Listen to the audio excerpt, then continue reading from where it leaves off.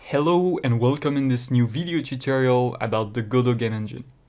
My goal with this tutorial is to give you a quick guide in order to transition from another engine such as Unity or Unreal to this 2D and 3D open source game engine, which is Godot.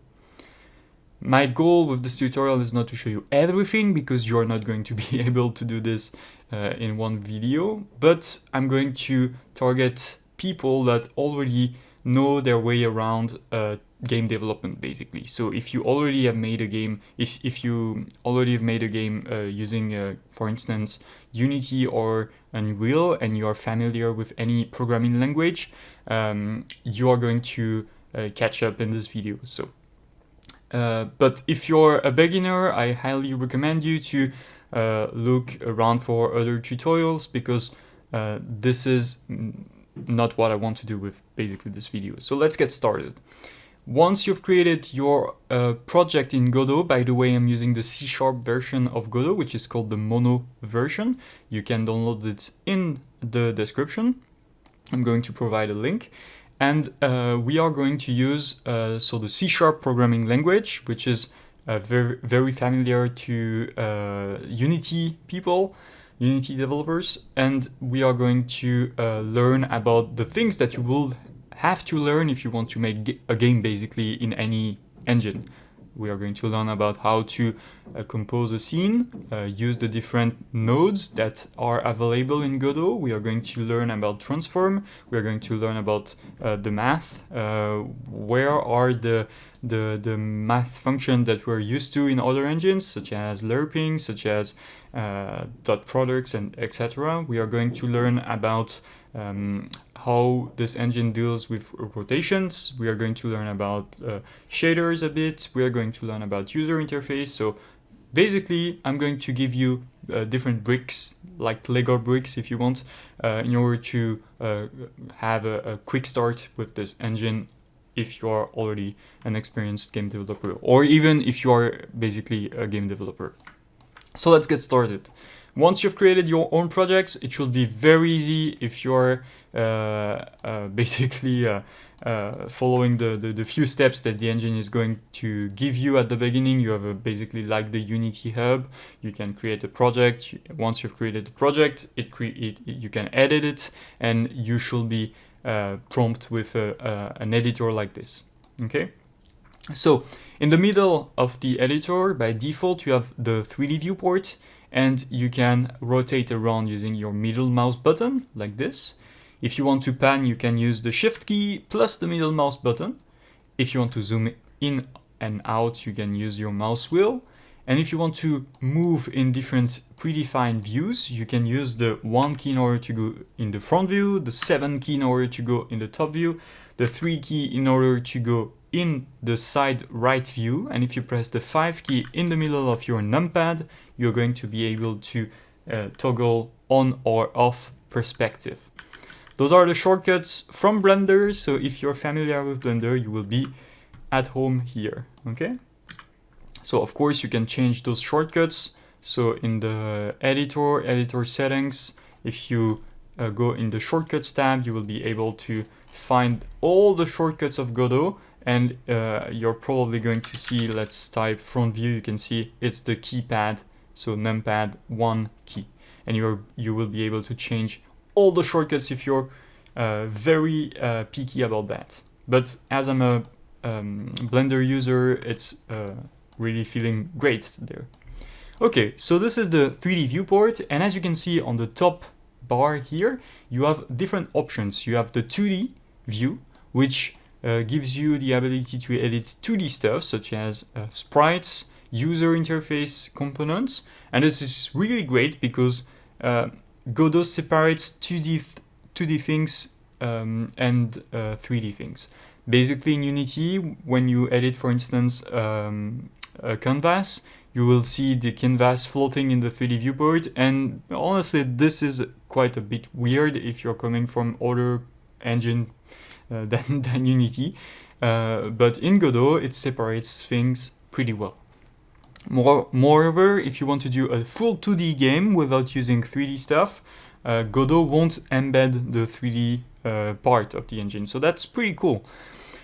One other tab that you have is the scripting integrated development text editor, but if you don't want to use it, and we are not going to use it because we are going to use C# and we will need a more professional environment to develop with this language, you can use it, but honestly, I'm rarely using it. And finally, you have the asset lib, which is a bit, it's like a marketplace where you have projects that you can download and explore and even take some part of them in order to put them in your own projects. So as you can see, the vast majority of them are under the MIT license, which is very free and open. So we are going to go back in the 3D viewport, and now we are going to learn more about how the scene tree works in Godot. So like many engines, Godot has a way to represent objects visually and also create a hierarchy of nodes. So in Unity, for instance, you have a scene which is composed of different game objects, and on those game objects you have components. It's not that different in Godot. You have different nodes in Godot. So let's create, for instance, a 3D scene node, and with this node, which is a spatial node. A spatial is basically a 3D transform. You can see that you can use the gizmos in order to change the location of this gizmo. And you can also see that when you select a node, you have an inspector there. Like in Unity, you have the inspector, and like in Unreal, in the blueprint panel, you have the different properties of the currently selected node, component, I should say.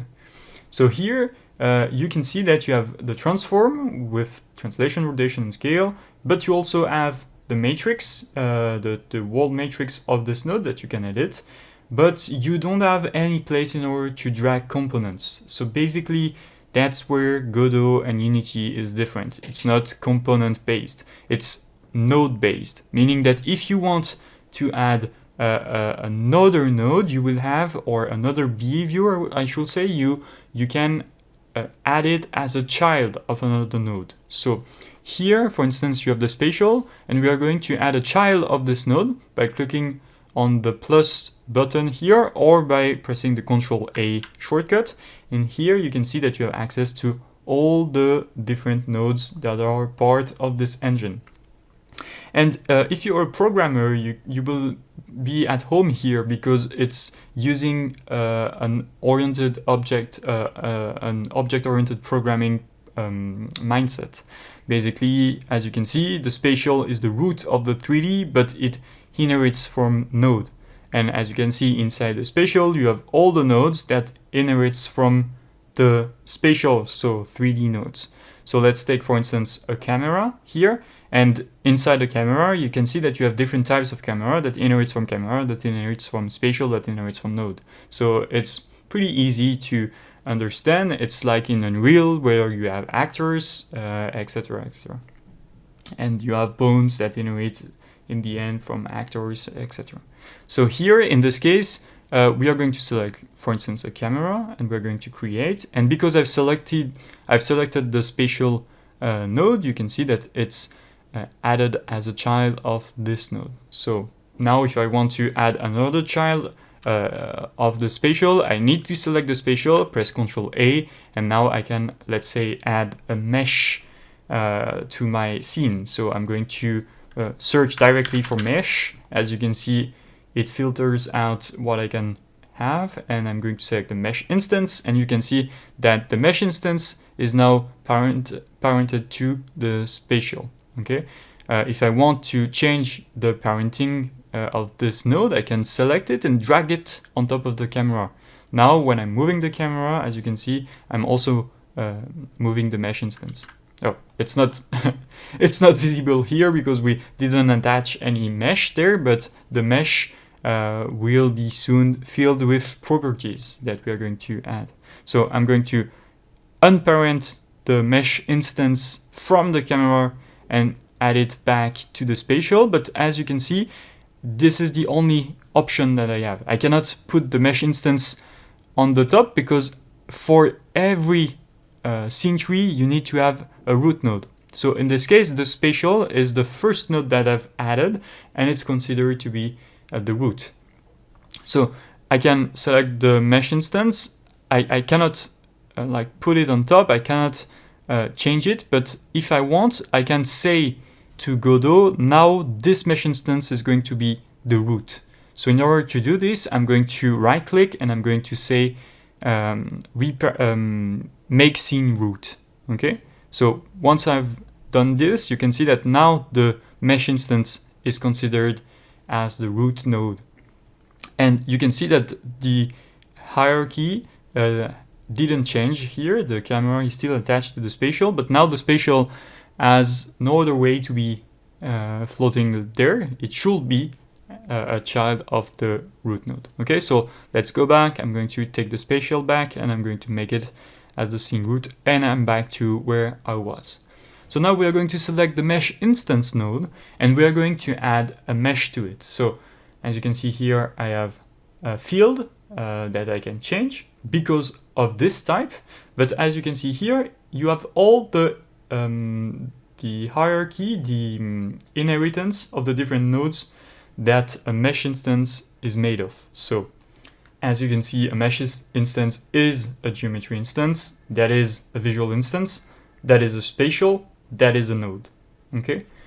So now in the property of the mesh, we are going to add a new mesh. And what's cool about the Godot editor is that you have procedural basic primitives. So we are going to add, for instance, a cube. And as you can see, I now have a resource in this property, which is a cube. And if I click on the new resource, you can see that I have properties again for this resource. So here you can see that I have the size of my cube. So let's make it 1, 1, 1.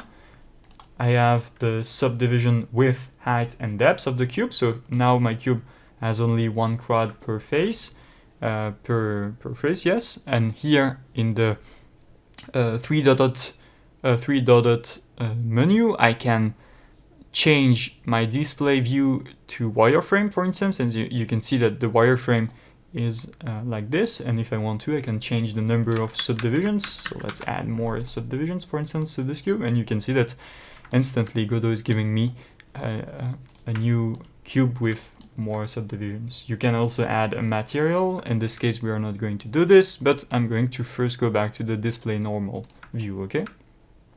So as you can see now, I have a mesh instance, and this mesh instance, I'm going to push it on the Z-axis like this in order to make it visible from this camera. And now what I'm left to do with is I can run the game. So I'm going to click on this play button, but Godot is going to tell me, okay, you are going to run something, but what do you want to run? Which scene do you want to run? And I'm going to first save the scene. So I'm going to save it like this. I'm going to call it main scene, for instance. And Godot is going to launch the game. This is where Unity people will be very disappointed because the build is loosely and very loosely linked with the editor. When you are running a game in Godot, you are actually running the true game. You are running the build. In Unity, the game is being executed inside the editor, which is not the case in Godot. This has some advantages, and of course, from a designer point of view, this has also a lot of drawbacks. So, but one thing that is still there in Godot is that you can still move objects around, and Godot will try to update them. So you can see that here I've moved the transform and the cube is moving. But you cannot do a lot of things, I will say, from a designer point of view, such as if you're making procedural meshes, it will be a bit painful to not see your mesh and view it as a preview in the editor. But again, this is something that you can like find some ways around this. But yes, that's a big difference from Unity or even Unreal. Okay, so now that we've launched the game, you can see that I've moved my cube, but one cool thing is that if I'm closing the game, the cube is still there. So everything that I'm going to change in the editor will be still available when I rerun my game. The second time I'm running the project, you can see that Godot is telling me that I need to select the main scene that I want to launch. So I'm going to select the scene that is going to be the root scene of my project. So main scene.tscm, yes. Okay, so now my cube is still there as I've moved it there. And now I can continue to work on our projects. Okay, so the next thing that we are going to add is a light. So you can see that we have a spatial, which is going to be again, it's the root of our scene. I can change it to be the root. Let's call it root or or my scene, for instance, my scene. And this node is a spatial node, but if I want, I can also on the fly change the type of my nodes. So in this case, let's say that I don't want my scene to be a spatial, but I want my scene to be just a node. So the top, the base class for every node. I can right click and say change type, and you can see that now Godot is asking me the new type that I want to make this node. The type of that I want to change, sorry. That I want to change to. So I'm going to select node and I'm going to say change. And now you can see that now the icon changes and now it's a simple node. And it's not a problem because Godot in the 3D section will still see the 3D nodes. So in this case, you can see that I still have a camera, I still have a mesh instance, and I can still run the game. So if I'm running the game, I'm still having my camera, I still have my cube, and I still can launch my game. Okay. I can also select my camera, and here when Godot recognizes that it's a camera, you can select this icon in order to go through the camera view. And this is quite useful if you don't want to launch the game and just see a point of view. And one thing that you can do too is that you can split this view in two. So we can go in perspective here, and you can also go to the sorry, it's not there, it's not in this panel, it's in this panel. You can select view and you can split it like this. It's a bit like in Blender.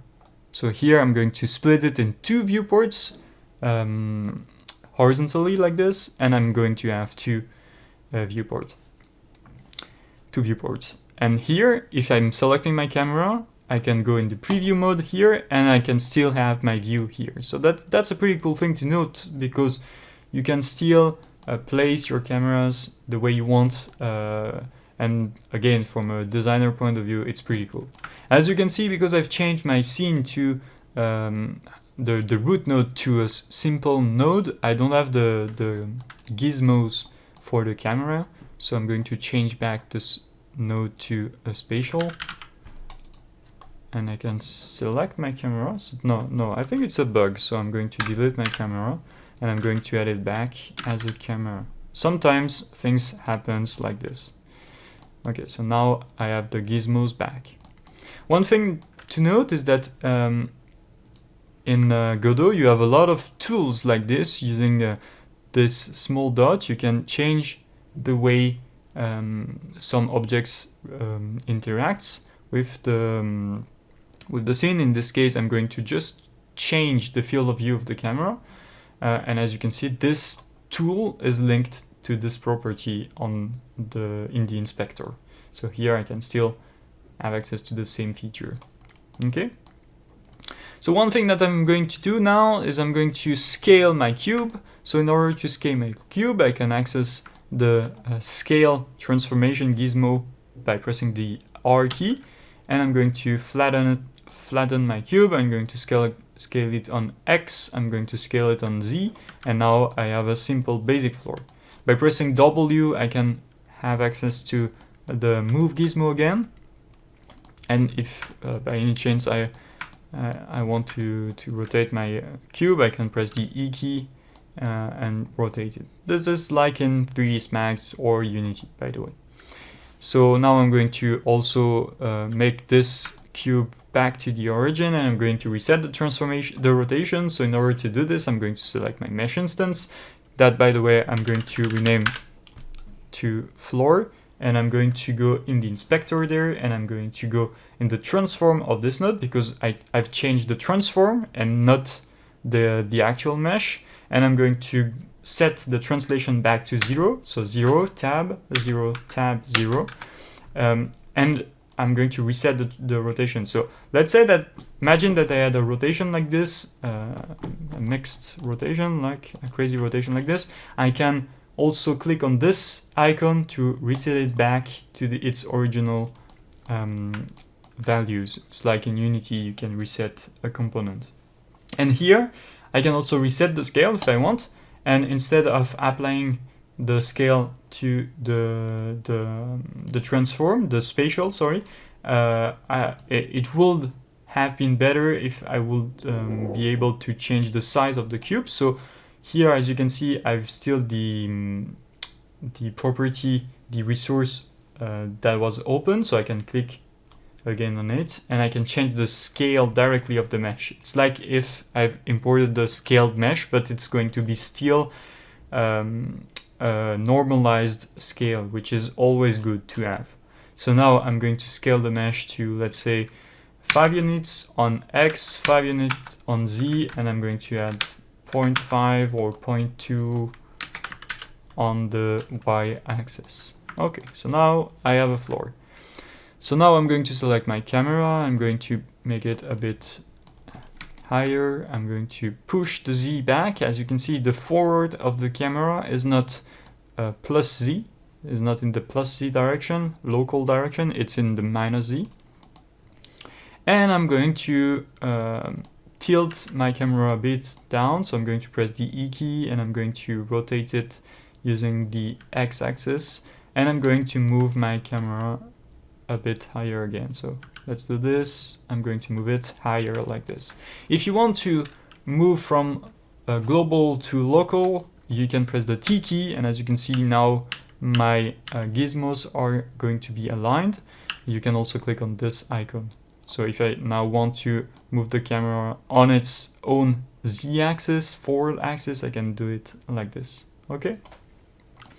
So now we are going to add another cube, or let's add a sphere in order to change. So I'm going to first select the root node because I want to make the sphere at this level in the hierarchy.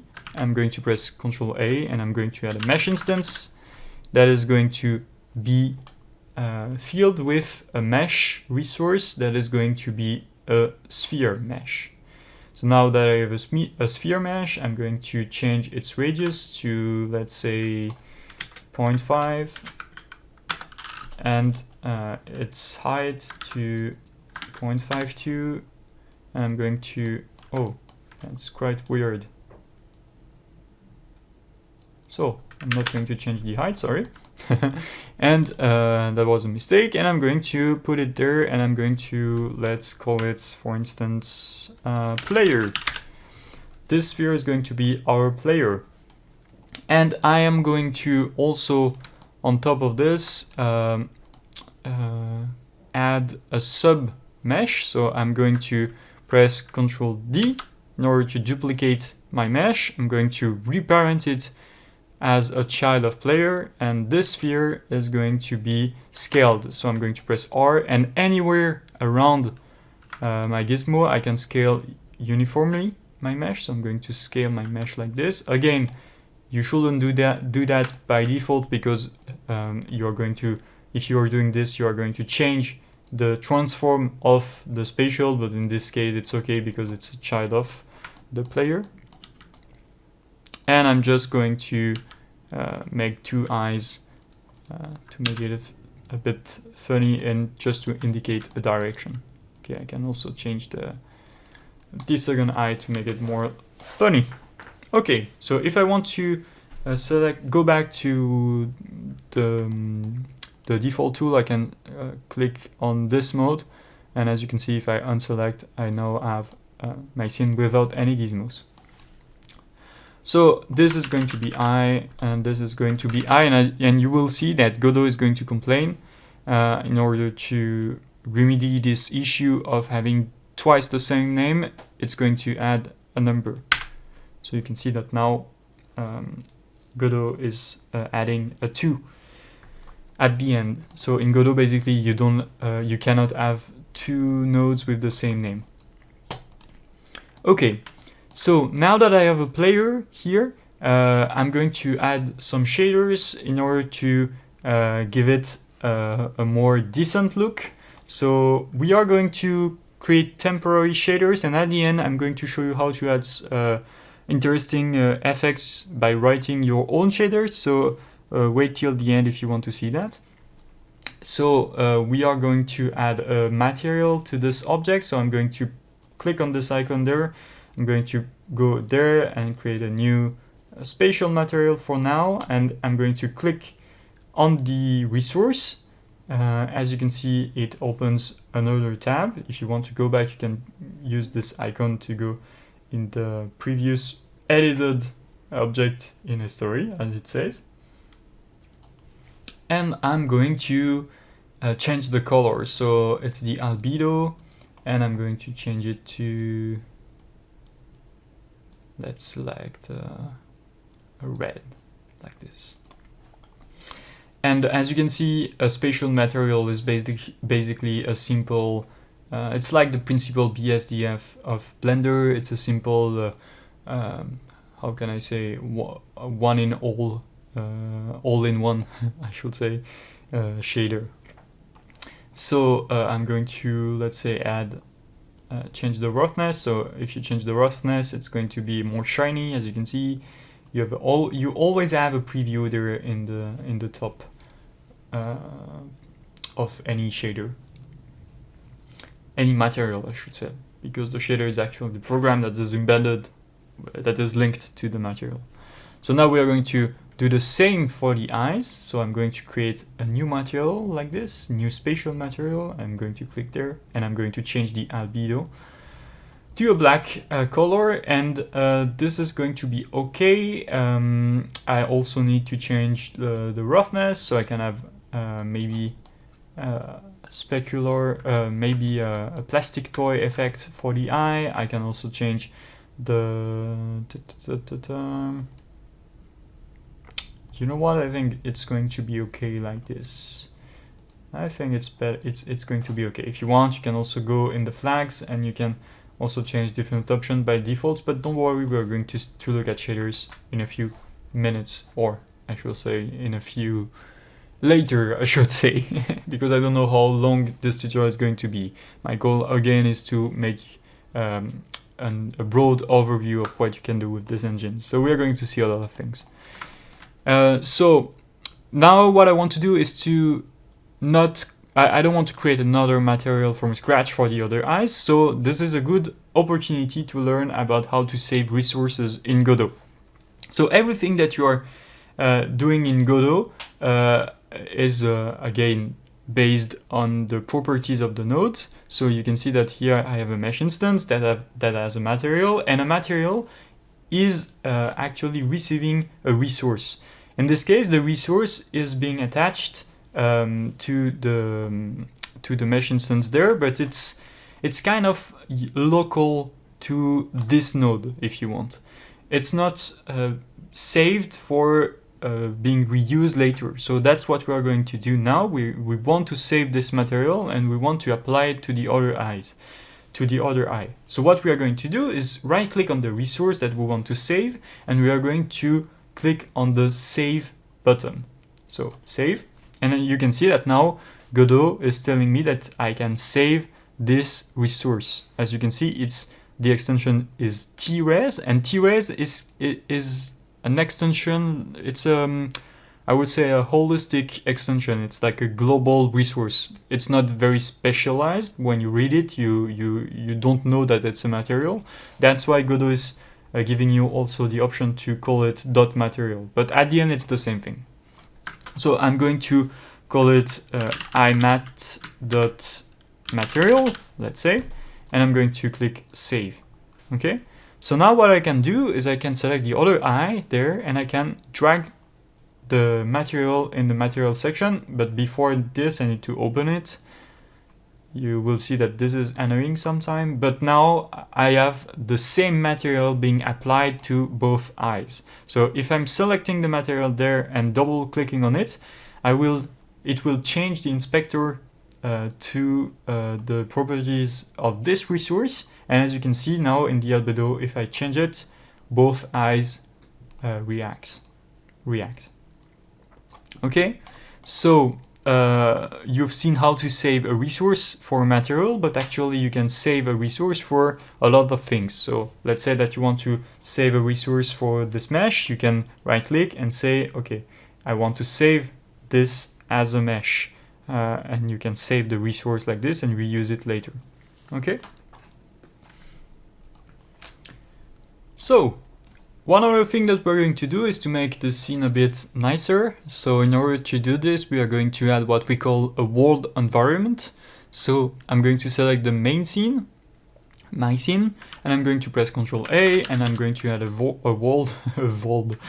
world environment, and I'm going to click create. And as you can see, Godot is telling you that there is an issue, and this issue is that you need an environment property in order to make this node work in the scene. So as you can see here, I need to add the environment. So I'm going to either load a previously saved resource environment, which is not the case, or I'm going to create a new environment. So now I'm going to create a new environment. As you can see, everything is now dark because I don't have any sky, I don't have any global illumination, and I'm going to change this really fast now because it's not good looking. So this environment, I can save it if I want to reuse it later. So let's do it by, this is a good practice. So I'm going to call it my world env, for instance. And the cool thing with this is that now if I want to, at any point, I can go there and click to my world env in the file system, and I can change it there. And I know it's linked to this node, so I won't have to each time go to the world environment, go to the environment, click, open it in the middle of the node, order properties, and etc. etc. So now I can separate things in a proper way, I would say. So now what I want to do is I don't want to have the clear color of the project being the background, but if you want to do this, you can change the clear color, which is in the project settings. You can go in the, I think it's in graphics or Windows, something like this. Anyway, you can search also, and you can search for clear, and you can see that you have environment there, and you can change you can change the color, sorry, there.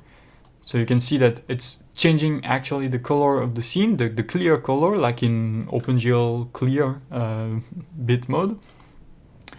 And it's affecting the scene, but I don't want to do this because this is quite ugly, so I'm going to go back with a gray color for the environment, not that white, like this, a gray color. And I'm going here, instead of mode, I'm going to clear color, I'm going to add a sky. By creating a sky, it created another resource inside the environment resource, which is the sky. And the resource is not created yet, but it's proposing me to create a new resource. As you can see, sky here, it's empty. So I'm going to create a new sky, and I'm going to create a new procedural sky. If you had an HDR file, you could use this HDR in this place. So I'm going to click on new procedural sky. As you can see, it's a resource. I can right click on it, and now I have my sky properties. So I'm going to save this resource, right click, I'm going to say sky T-res, and if I'm double clicking this resource here, I can have the properties of the sky. That again is in the my world env resource, it's linked there, okay? But if you want to quickly edit it, you can also just click on it and it's going to expand the resource. So in the sky, I want, like, let's say that I want a more colorful sky like this. I'm going to change the horizon for a more orangey color. I'm going to disable flux and I'm going to also change the ground. The ground is a bit gray, so I'm going to change it for a more blue color.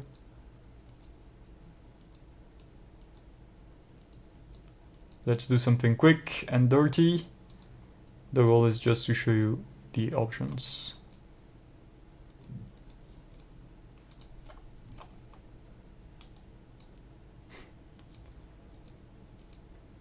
Let's do something like this. And as you can see, now I can have the global illumination back, and I'm also going to add other things. So this place is where you have all the default post-process effects.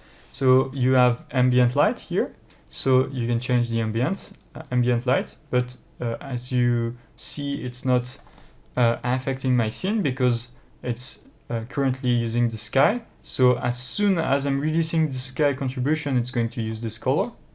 Okay, but let's make it close to 1, and the energy is how much the ambient light is affecting the scene. So I'm going to put a more vibrant violet color like this, and I can also add fog if I want, with a lot of tons of properties. And now the rest of this list is basic post-process that you can enable. So we can enable SSAO, which is screen space ambient occlusion. We can enable change the quality for high, for instance. We are going to change the color of the SSAO to a purple color. We can also enable screen space reflections like this, which is going to reflect the scene inside the shaders that are using reflection. We can add glow.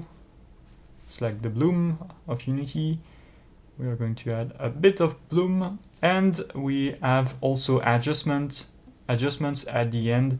In the end, that is going to give you the brightness, contrast, saturation of your scene. So this is the final color tweaks, and you can also have a color correction tab that is, as you can see, giving you access to an image, and I think this needs a gradient texture like this, if I'm not wrong, and I can create a new gradient texture, and as you can see now inside I can change the colors in order to remap the color of the whole scene. So this is pretty powerful for artists.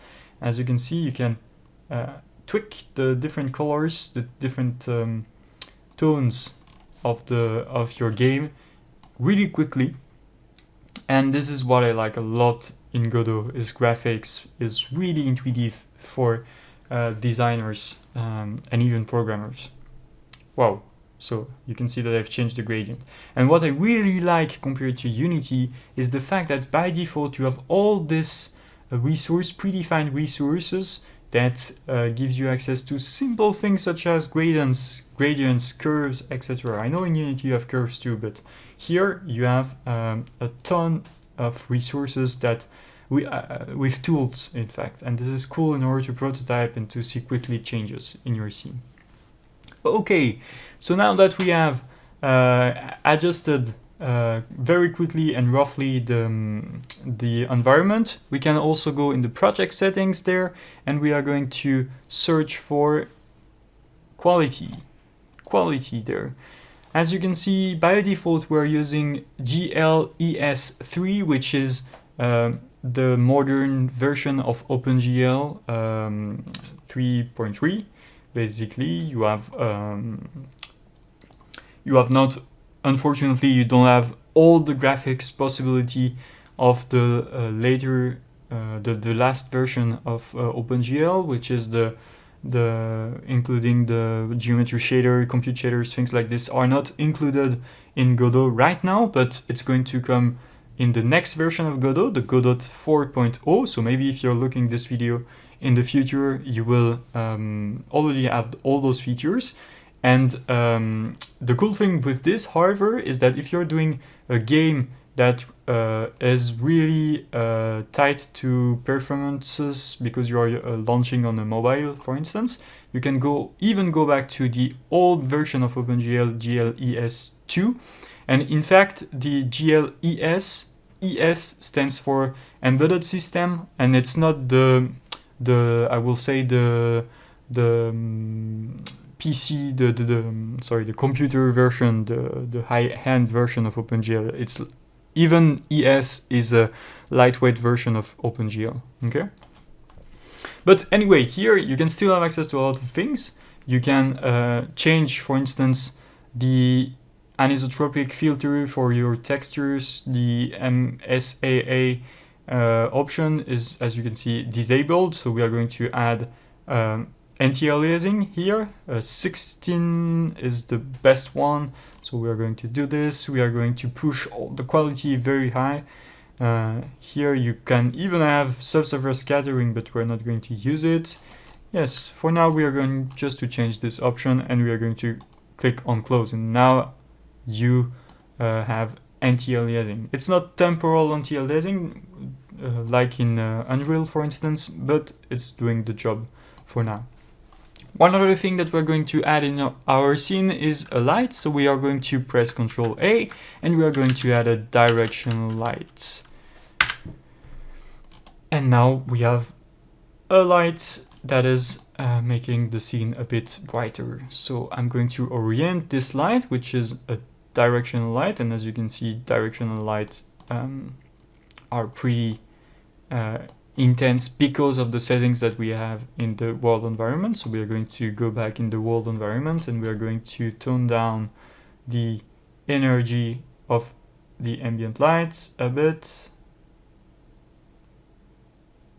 like this, and the color. So this is just the color of the ambient light in case it's not using the sky contribution. So I'm going to lower down both options, and this directional light has some options. So I'm going to click on it, and I'm going to change the color of the light. Usually a light is never white, so I'm going to tint it a bit, and I'm going to enable shadows too. So here in shadows, you can see that I can enable shadows. The shadows are hard shadows in this case, and I'm going to change the color of the shadows to a lighter color, but a bit violet. This is really cool because in Godot you can change the color of the shadows and the SSAO. And if you want, you can also enable contact shadows, which is not very well implemented, I will say, because it gives more artifacts than good things, nice tweaks, I will say. So I rarely using this, but it's there in case you need it. So now that we've created a scene, one thing that we are going to do is to script for the first time using C# in this engine. So, but one thing that I want to do before that, I want to show you how to organize yourself in Godot. So one thing that you can do is in the file system, you can right click and add a new folder. I'm going to call it art, and I'm going to select everything because until now everything was art related. I'm going to drag this in art, and I'm going to add a new folder, and this folder is going to be called sources for the C# scripts that we're going to add. One last thing to note is that you can also save nodes in order to make it sub scenes. So for instance, here the player, let's say that I want to make it as a prefab, like in Unity or like a blueprint in Unreal.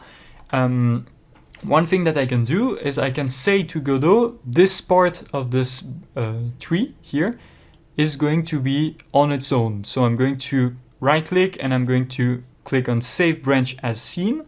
And now Godot is asking me where I want to save this sub-scene. And I can create a new folder and I'm going to call it Prefabs. And I'm going to save this as player TSCN. And the really cool thing is that now, as you can see here, I have a new button open in editor that is going to send me to this scene. And as you can see in the top here, you have different tabs that corresponds to the scenes that are open right now. In the prefabs folder here, I have my player, and in the scene, I have a player instant. I have an instance of a player, and if I want to, I can drag a new player in the scene, not as a child here. So let's add it. So let's select first the scene and drag a player. You can see now it's a child of the scene. And the cool thing is that now, because this is saved as a sub scene, I can open it in editor, and if I'm going to change something, let's say that this eye is going to be bigger. If I'm saving this scene here, I'm going back to the main scene, you can see that the change propagates to every instance of the scene. One thing to note is that you can also override in the top the different properties of the objects. So let's say that I'm duplicating this player to prefab by pressing Ctrl D. I'm going to move it there. And let's say that I'm going to, in the player here, cancel what I've done. So I'm going to scale my eye a bit lower. I'm going to save. I'm going to go back in the scene. So everything went back the way it was before. And I'm going to select only this player. So I'm going to select it. But as you can see, the only thing that I have access to is the parent node of the scene. So I can scale it there. This is going to be affected. This is going to affect my scale, but I don't have access to the sub nodes. If I want to, I can still override some properties of the sub nodes by pressing the right click button on top of this node and by clicking on editable children's. Now I have access to the sub nodes. So, which means that I can override properties. So I can, for instance, scale this eye, and this will be only overwritten for this eye, okay? And you can see that here it's in red, meaning that this is part of a subscene. So if I'm saving my main scene, going back to the player and changing the scale of, let's say, of this eye, if I'm going back, only the two other scenes has the new property being changed because this one was changed manually. Okay, so we are finally ready to start creating our first script in C#. So as you can see offline, I've destroyed the two other instances, and we are ready to add some behavior to this character. So there is actually 3 ways to create a script in Godot. You can either select the object that you want to apply the script on. So here in the script section, you can put the script that you want to this node. You can click on the drop-down button and select the new script option. You can also click on the plus button there in order to attach the new script, or you can directly go in the folder where you want to save your script and click right click, and you can select the new script option. If you have installed the C# version of Godot, you should be able to see C# here. Otherwise, you will only have GDScript, Visual Script, and Native Script. So we are going to use the C# version, and we are going to call the script player.cs for C#. We are creating the C# version, the C# script, and as you can see, it's there, but it's not attached to the player because I've right-clicked here in order to create my script. Now I'm going to drag and drop it on top of my player, and you will see a small icon here telling me that I have a script attached on this node. And you can see here in the bottom left that the script is being attached. But I've made a mistake. Why? Because player is a subscene. And here in this case, the script is only being attached to this instance on the main scene. So what I want to do instead, which is more clean, is I want to go in the player scene and I want to attach the script to the root node of this player. So now each time I'm going to add a new node of type player in the scene, it's going to have the script. As you can see, I've saved the scene, and in the main scene now I have the icon. So if I'm dragging a new player here, you can see it also has the script. Okay? So now we are going to open Visual Studio 2019. This is the editor that I'm going to use. If you want to use Visual Studio Code, you're welcome to do so. But I'm very familiar with Visual Studio 2019. Usually, in order to start the solution that was created behind the scene by Godot, what I'm doing is I'm selecting the C# script, one of the C# script, and I'm right-clicking in order to show in the file manager. Here you will see your script. You can go back in the hierarchy of folders, and you will be able to see here the solution that was created for your project. So I'm going to double click on it. It's going to start Visual Studio. So in this case, on my second monitor, I'm going to put it back once it finishes loading.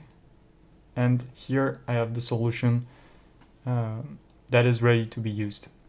Inside the source folder, I have the player.cs script, and if I'm double clicking on it, it opens in as a new tab, as you can see. So by default, you have a bit of code, boilerplate code, and we are going to delete everything inside the class, and we are going to start back from scratch, okay?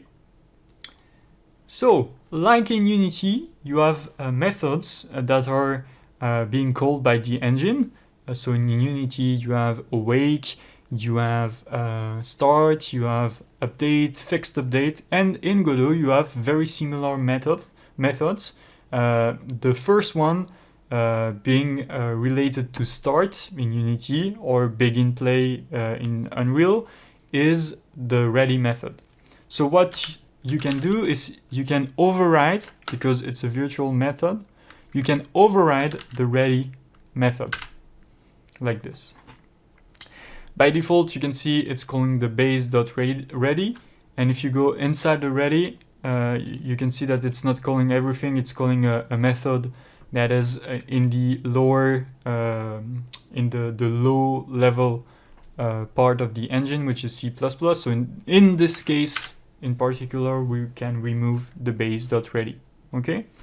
So now the first thing you want to do usually when you start learning a new engine is to log. So we are going to log a message to see if when we launch the game, the ready method is being called on this player. So what we are going to do is we are going to call the gd.print method. So the print method is in the gd class, as you can see, and we are going to pass a message. Okay, so hello from, and we are going to then display the name of the node that the script is attached to. So we are going to say name. Name is a property of node. Okay, and as you can see, the player on which the script is attached to inherits from node. Okay, in this case, because this is true, this is valid, because in the hierarchy, player is a spatial, and a spatial is what? Is at the end, it's a node, so we can inherit from node. But something that will be a lot nicer is to inherit from Spatial, because now I have access in this class to all the properties and method of a Spatial. Okay, if I was inheriting from Node, this will have worked, this will have compiled, but I won't have access, for instance, to a transform, which is quite bad for making something move on the screen in 3D. So this is a Spatial. I'm going to add the semicolon at the end, and I'm going to save. So this simple script should print hello from plus the name of the node the script is attached to. So I'm saving my script, I'm going back to Godot, and I'm going to launch the project.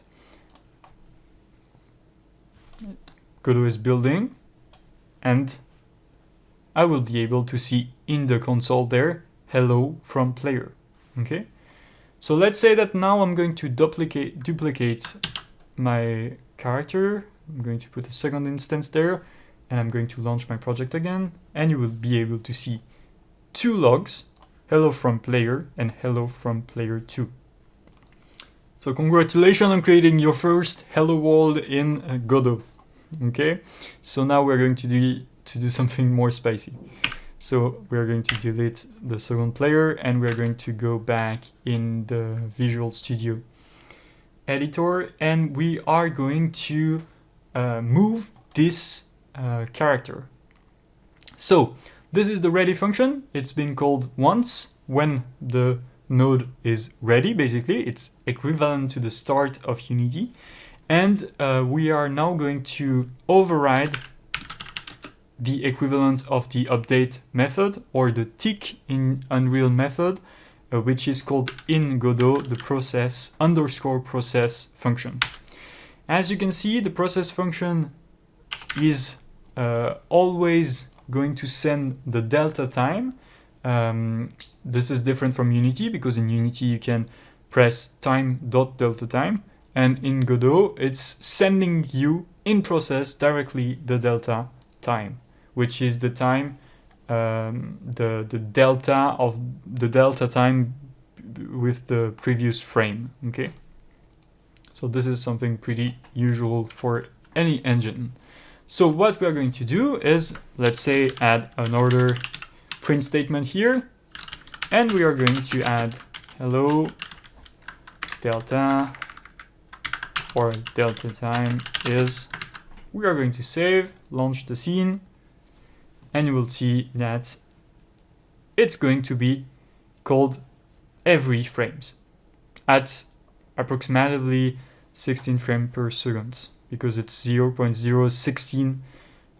The delta time is 0.016. Okay. So now that you know that the process function is being called every frame, what we can do is now start to move, for instance, our character, our player.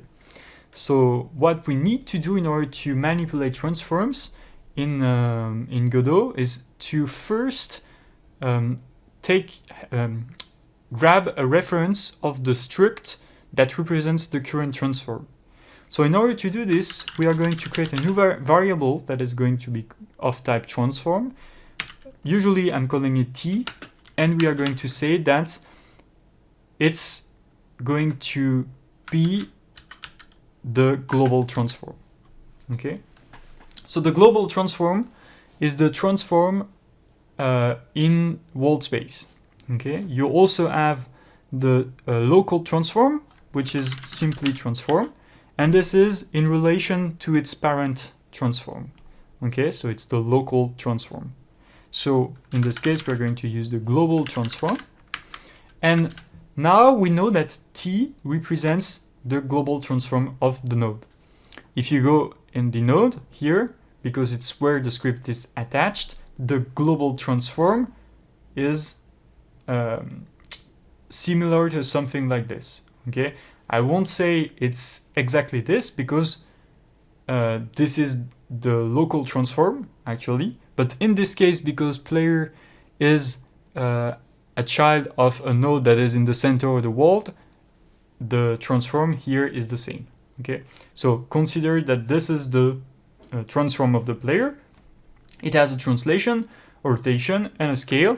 And in the script here we have the transform that represents that. Okay, so now that we have a copy of the transform, what we're going to do is to call the origin field of the transform struct, because transform is a struct, and we are going to change it. Okay, so how are we going to change it? We are going to change it, for instance, by a sign function, let's say. So what I'm going to do is I'm going to create a new vector 3.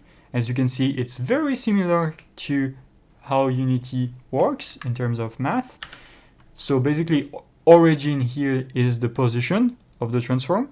Okay, it's t.origin is exactly like transform.position from Unity. So in this case, I'm going to create a new vector 3, x, y, and z, the x, y, z value, and I'm going to say that the global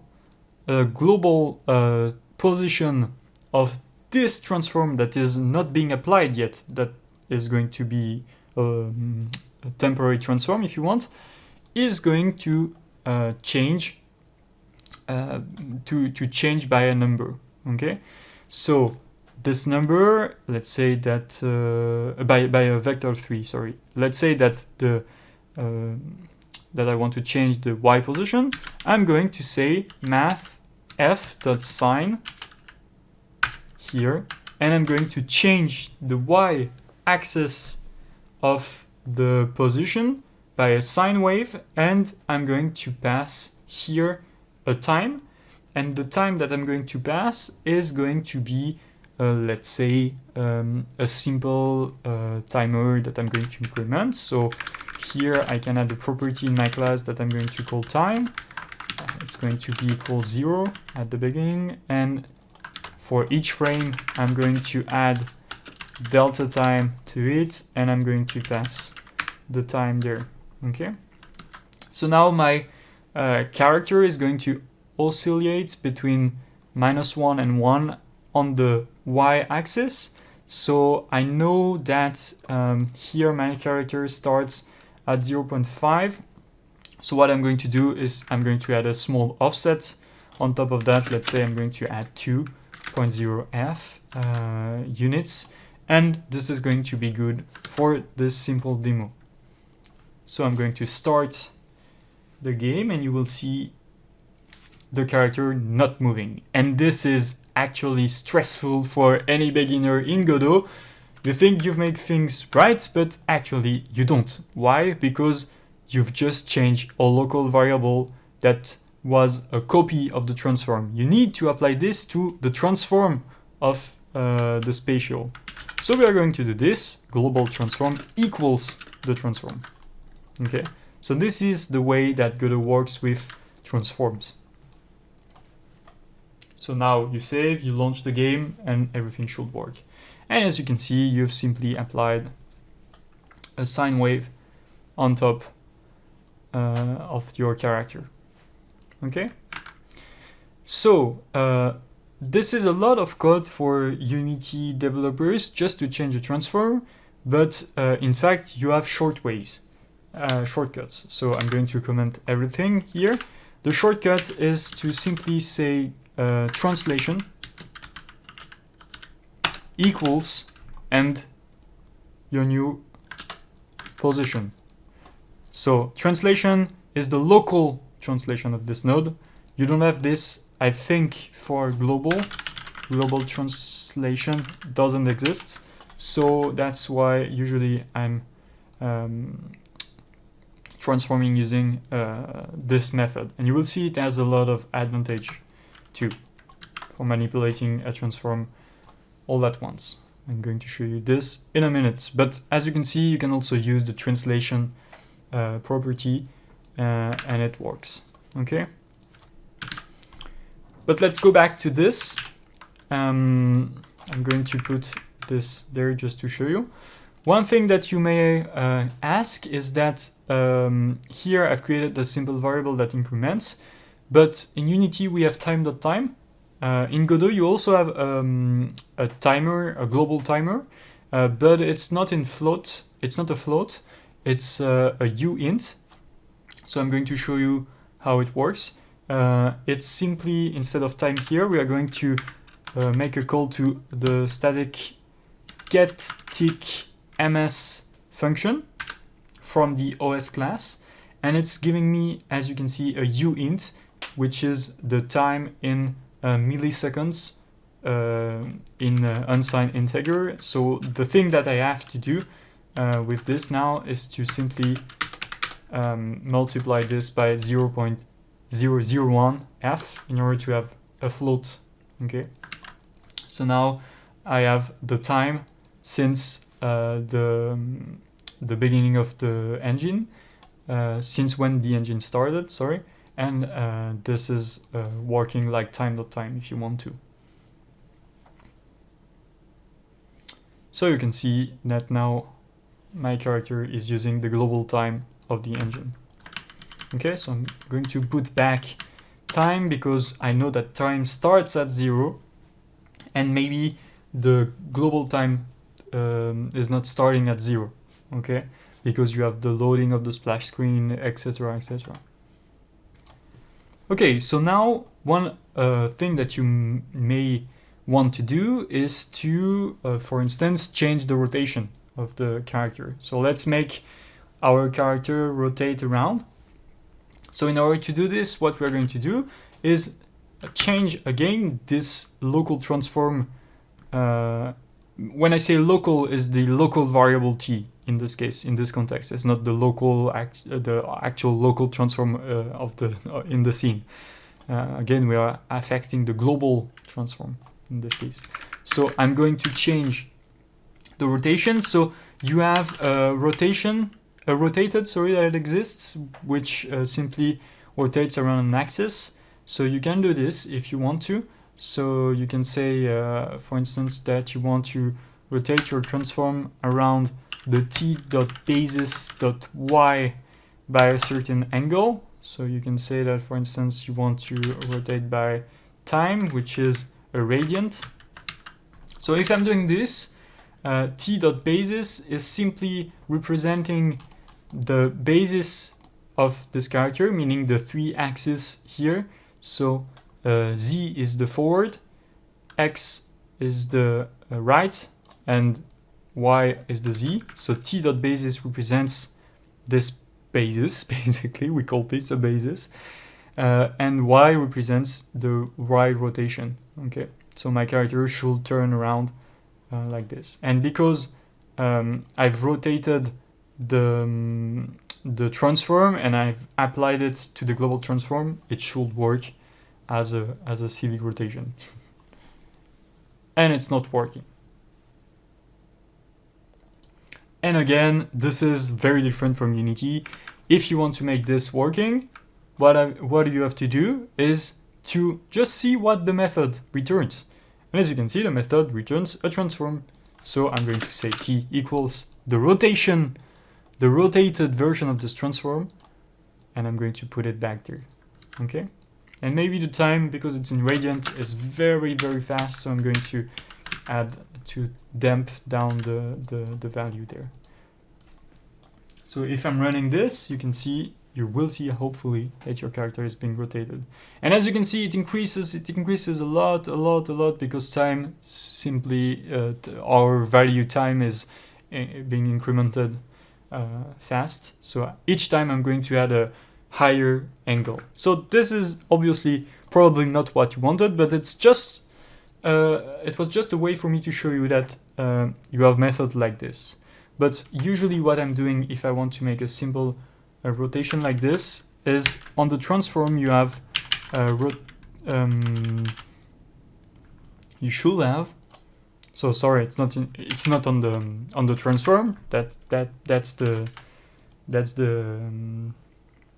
trap. It's just after changing this transform for the position, I can do rotate X, rotate Y, rotate Z. So here in this case, I can do a rotate Y, for instance, let's say rotate the local transform around the y-axis, I'm going to rotate it by 0.5 or let's say 10 by delta time. So on y-axis, I'm going to rotate it by 10 radians per time, per unit of time.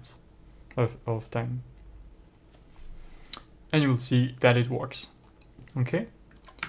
And as you can see, the angle is in radian here. The method always, like Visual Studio, is always saying you showing you the comments of the method, which is pretty cool. Okay. So first thing, I'm changing the position, and then right after the global transform has changed, I'm changing the rotation. But what if I wanted to still use this transform in order to rotate my character? So we've seen the rotated function, but one other thing that we can do is to use quaternions. And quaternions are in any engines, any 3D engine, and you can still have access to them. So one thing that we can do is we can, from the basis, we can create a new basis. So we can say basis t.basis equals a new basis, and this basis accepts a quaternion, like you can see here. Okay, so in this case, I can create a new quaternion. So I'm going to say quat new rot, and it's going to be a new quaternion. And in this case, I can, from a quaternion, as you can see by default, create a new Euler angle. So here I can pass vector 3 with x, y, and z. And I'm going to, for instance, here do the same thing that I've done before. We are going to increase the time here, put the time here, and I'm going to put this rotation in the new basis. Okay, so quaternions for beginners are pretty strange. I'm not going to explain in details what quaternions are, because it's not the case, it's not the purpose of this video. But basically, quaternions are another way to represent rotations without having a gimbal lock issue. A gimbal lock issue is that if you separate 3 axes, the order of rotation, like it's in the case of it's the case in the Euler representation, so x, y, and z, you can have, depending on the order of the rotation, you can have you can miss an angle. It's hard to explain in a short way, but basically the order of rotation matters in Euler angles representation, so using the rotate x, y, and z functions. But using quaternions, you have a way to represent the rotation directly. Basically, if you create a rotation that like this, the rotation is always going to be represented like this. Okay, it's based on complex numbers, and if you want to dive into quaternions, I will put reference links in the descriptions. It's pretty hard to understand from the math point of view, but it's pretty easy to use from the game developer point of view. Okay, so if you're coming from Unity or Unreal, obviously you should know this. So we've created a new rotation, which is a new quaternion from a Euler angle. So it's going to take our Euler angle and convert it to a quaternion. And now we have a new rotation that we can put in the basis. Again, the basis is what? Is the tripod of axes, so x, y, and z. And the rotation here that we're passing to the basis, we are creating a new basis, is going to affect the orientation of our tripod. And we are going to say that our current transform that we're going to modify receives this new basis. Okay, we are going to save, and we are going to see a similar rotation on the y-axis, and you can see that it works. We have a quaternion making a rotation on the y-axis. Okay, so the cool thing that we can do now is, now that you know this, we can create let's say a slurp. Okay, So what we are going to do for demonstrating a slurp, which is a smooth way to look at something, look at a rotation, look at a point, or sorry, a target. What we are going to do is we are going to create a new script, and this script is going to create a simple behavior for making an object move in the scene, okay? So what I want to do is I want to create in the scene a new spatial. So I'm going to press Ctrl A. I'm going to call the spatial node. Here I'm going to call this a target. In the target I'm going to add a new mesh instance, so mesh instance like this. And I'm going to, in the mesh option here, I'm going to, let's say, add a prism. No, this is not that pretty, so I'm going to add let's say that I'm going to add I don't have any good shape in mind, so I'm going to add a sphere. Okay, let's go back for another sphere, and I'm going to select my target and I'm going to move it in front. Why I'm moving the target instead of the mesh instance? Because I don't want to offset the mesh from its origin. So if you look at the target now, the origin is there and the target is inside, being offsetted on the x-axis. I want the parent just to be a container if you want. Okay, so I'm going to put the target there, and I'm going to create a new script in the source folder, right click, new script, and I'm going to call this target.c#. I'm going to press enter, and I'm going to add the target script on the spatial. Okay, so now I'm going to go back in Visual Studio, and you will see that Visual Studio is asking me to reload the solution. So I'm going to reload, and now I have access to the target.cs script. So now what we want to do is we want to create a simple script that moves the target, and after that we are going to go back in the player script and we are going to make this character look at in a smooth way the target. Okay, so I'm going back to the target class, and I'm going to delete this function, the boilerplate code in the function, and I'm going to override a new function, and this new function is called the input function. Okay, so I'm going to override the input function. Okay, the input function has a parameter that is called @event, and because event is a property, event, sorry, is how can I say that, is a reserved keyword in C#. Automatically Visual Studio is adding an @ in front, which is not that great, so I'm going to say E. So E is representing any event, sorry, I'm going to say it right, or at least try. It's going to represent any event from Godot. So as you can see here, if I'm printing the event by pressing Ctrl S, I'm going to save the script. If I'm running the script like this, you will see that when I'm moving the mouse, I have a input event mouse motion. If I'm pressing a key, I have the event key option. I have the resize event probably, or not in this case. Sorry, it's not being filtered there. But this is cool to know. Here I can filter events.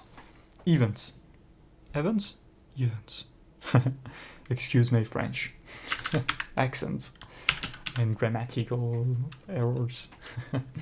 So in this case, I'm going to filter the E variable. I'm going to say if E is a key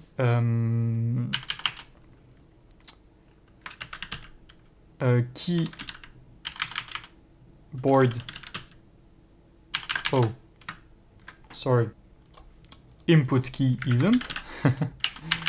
Input key event like this, and I'm going to say that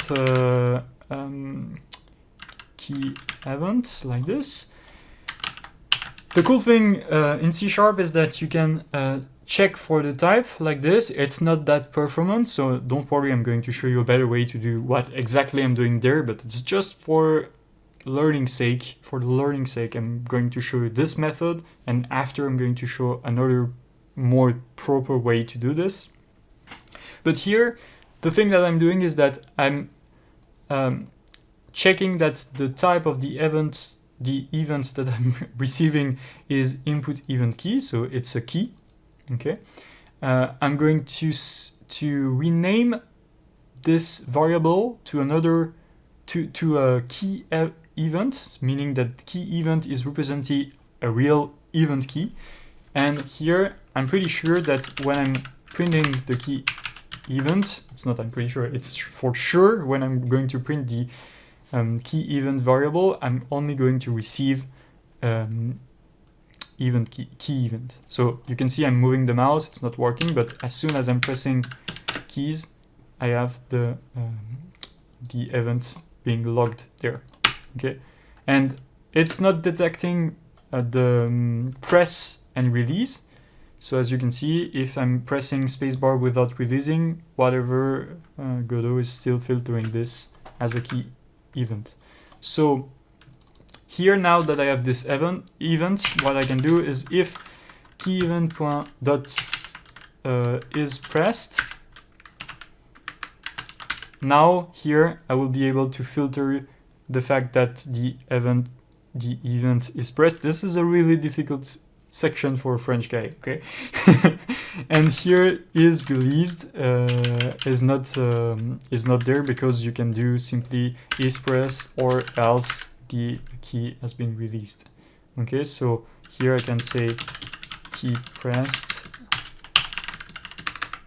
I can duplicate my key, my line by pressing Ctrl D, and Alt up and down in Visual Studio gives you this nice feature of moving the line that is currently under the cursor. And now I'm going to say key released. I'm going to save, launch my game, and you will be able to see that I'm pressing key pressed, so the key is pressed. I'm releasing key released. So I have a way to filter the fact that the key has been pressed or key has been released. Here, what I can do is, in my case, I just want to move when the key is pressed. And what I want to do is now I want to filter the type of key. So I'm going to say if the key event has a scan code of key list dot let's say up. Now I know that this is the up key, but you can see that the key list is giving me a uint, and the scan code here wants a uint, sorry, and the key list here is an enum. So I'm going to cast it to a uint, and now here I'm going to say print up arrow, and I'm going to save, and I'm going to play. If I'm typing any other key, I don't have the event, and if I'm pressing up, I have the up arrow being filtered. Okay, so that's pretty cool. Now I know how to do the other keys, so I'm simply going to make an else if, and else if, like this. You know what? I'm going to make an if else if here, because here it's going to be either I'm pressing up, either I'm pressing down. And here it's either I'm pressing left or I'm pressing right. And you know what? It's just going to be ifs, because it's going to cancel the motion. So we are going to do this in a nicer way. Okay? So what I'm going to do in this class is I'm going to add a vector3 called motion. And by default, it's going to be equal to vector3.0, which is a constant. Okay, if you go in the vector3 class, you will see it. You can press Ctrl and click on it, and you can see that you have vector3.right, etc. .0. It's a static variable. And what I'm going to do is I'm going to change this motion variable depending on which key I'm pressing. So if I'm pressing up, I'm going to say motion dot z in this case, because z is this. Okay, And in this case, I'm going to say minus equal a speed. And the speed I'm going to declare it here, 5, for instance.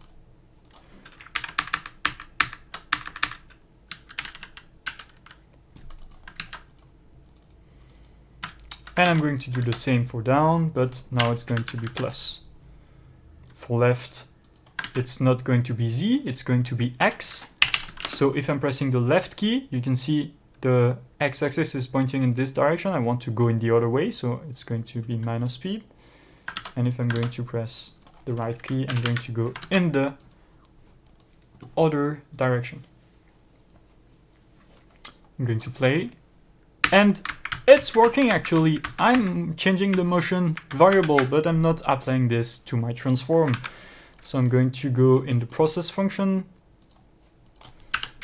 override process function, and every frame I'm going to change the transform of this object. So I'm going to store the transform, the global transform of this object in a transform variable. And what's the problem here?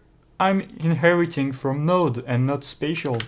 So now this is a spatial global transform. I can cache it there, and I'm going to do t.origin, and I'm going to say plus equal motion time delta. Why time delta? Because I want the motion to be related to time, to be time dependent and not CPU dependent.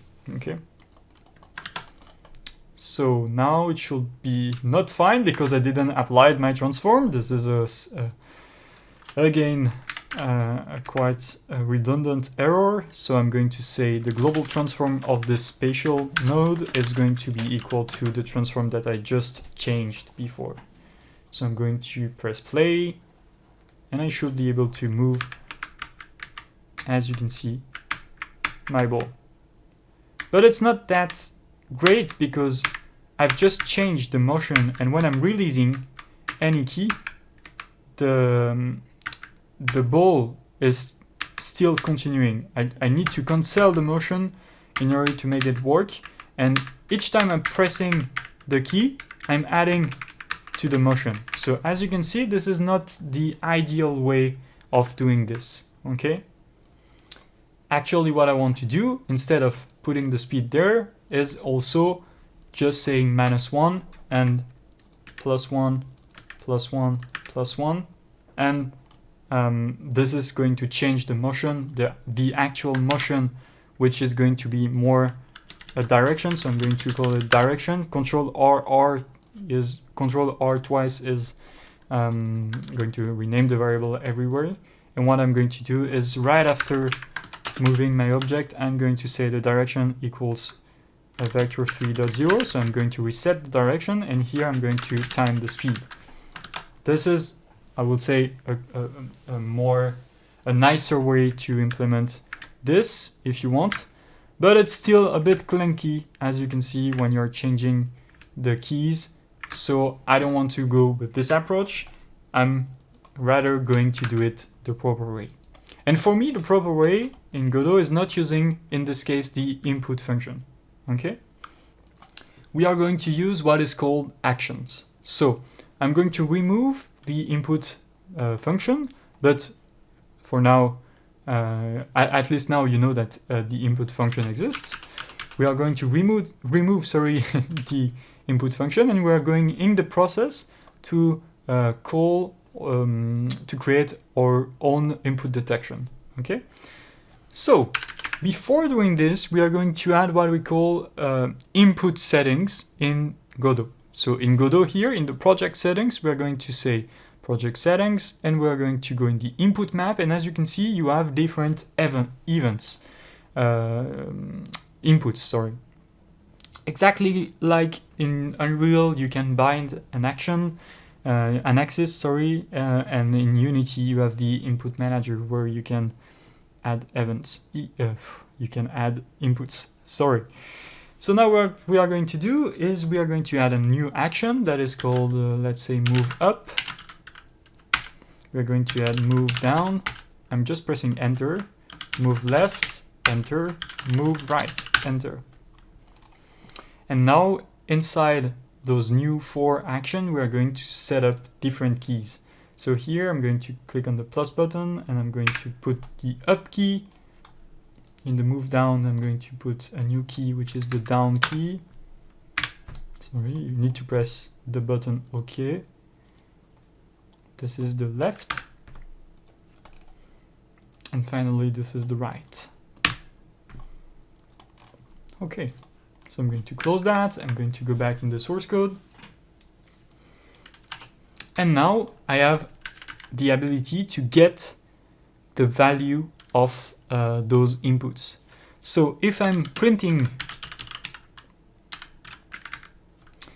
the input.get action strength, so the strength of the action corresponds to how pressed is the key, if you want. It's going to be 0 if it's not pressed, and it's going to be 1 if it's pressed. And I'm going to type the name of the input, so move up, for instance.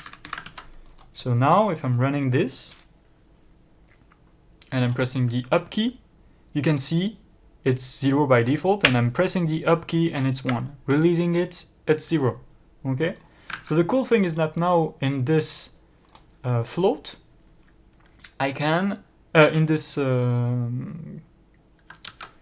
line, I can print the strength of the action, and now in a float that I'm going to call vertical, for instance, I can get the move up function, and I can subtract the move down action like this. So I'm going to get the value of move up. If move up is going to be pressed, it's going to be 1. If the down key is not being pressed at the same time, it's going to be 0. So 1 minus 0 is going to be 1. So vertical is going to be 1, meaning that vertical represents the information that we are going up. So it's 1. If we are pressing down and the up key is not pressed, this is going to be 1. If I'm putting a minus here, it's going to be -1, and move up is going to be 0. Hence, the fact that vertical is going to be -1, so we have a way to represent the vertical motion of our character, or our spatial. I'm going to duplicate this line, pressing Ctrl D, horizontal, and you get me. We are going to do move right, move left.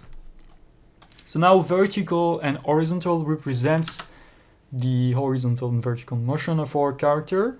And what we are going to do is we are going to say motion equals, direction, sorry, equals a new vector3 vertical on horizontal on the x-axis, 0 on the y, and vertical on the z-axis. We can remove the last line, which is not needed anymore because we're changing this every frame. Now we can save this, we can launch, and you can see that it's working out. Just I've inverted the z, the vertical axis, so I'm going to just swap this. So this is down and this is up, because the z-axis, as you can see, is inverted compared to what I've stated in my scene. So I want the down key to be positive. I want the up arrow to express as a negative value. So now it should work. And now I have a simple target that I can move around using the keys. And you can see that I've also added the it adds also the directionals. But in this case, the issue I have with this is that if I'm pressing down and right at the same time, it's going faster because it adds to the motion. The direction, sorry, is not normalized.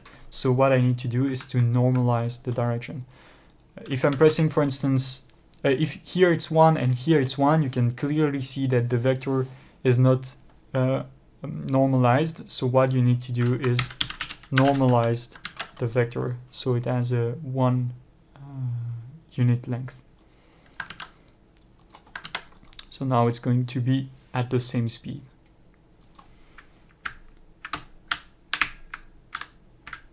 Okay, so now we have a way to control the target, and what we want to do is to make our simple character look at the target. But before doing this, I'm going to show you a nice way to serialize parameters in Godot. So here the speed is changed, is not visible in the editor. In order to make this visible in the editor, you can add the attribute called export. And as you will see, by pressing Ctrl S, now in the editor, it's now not visible now because I didn't build, but I can click on the build solution here button, and you will see that now I have access to the speed. And if I change it to 10, for instance, it's going to be twice as fast. It's exactly the same thing as putting the serialized field in Unity or a blueprint editable anywhere in Unreal. Okay, so I'm going to put the speed down to 5, and I'm going to save everything, and now I'm going to go in the player, and I'm going to reference the target to the player. Okay. To do this, we are going to use again export, but we are going to do the issue right now with Godot is that you cannot export any type that you want. So it means that I cannot export a spatial, for instance.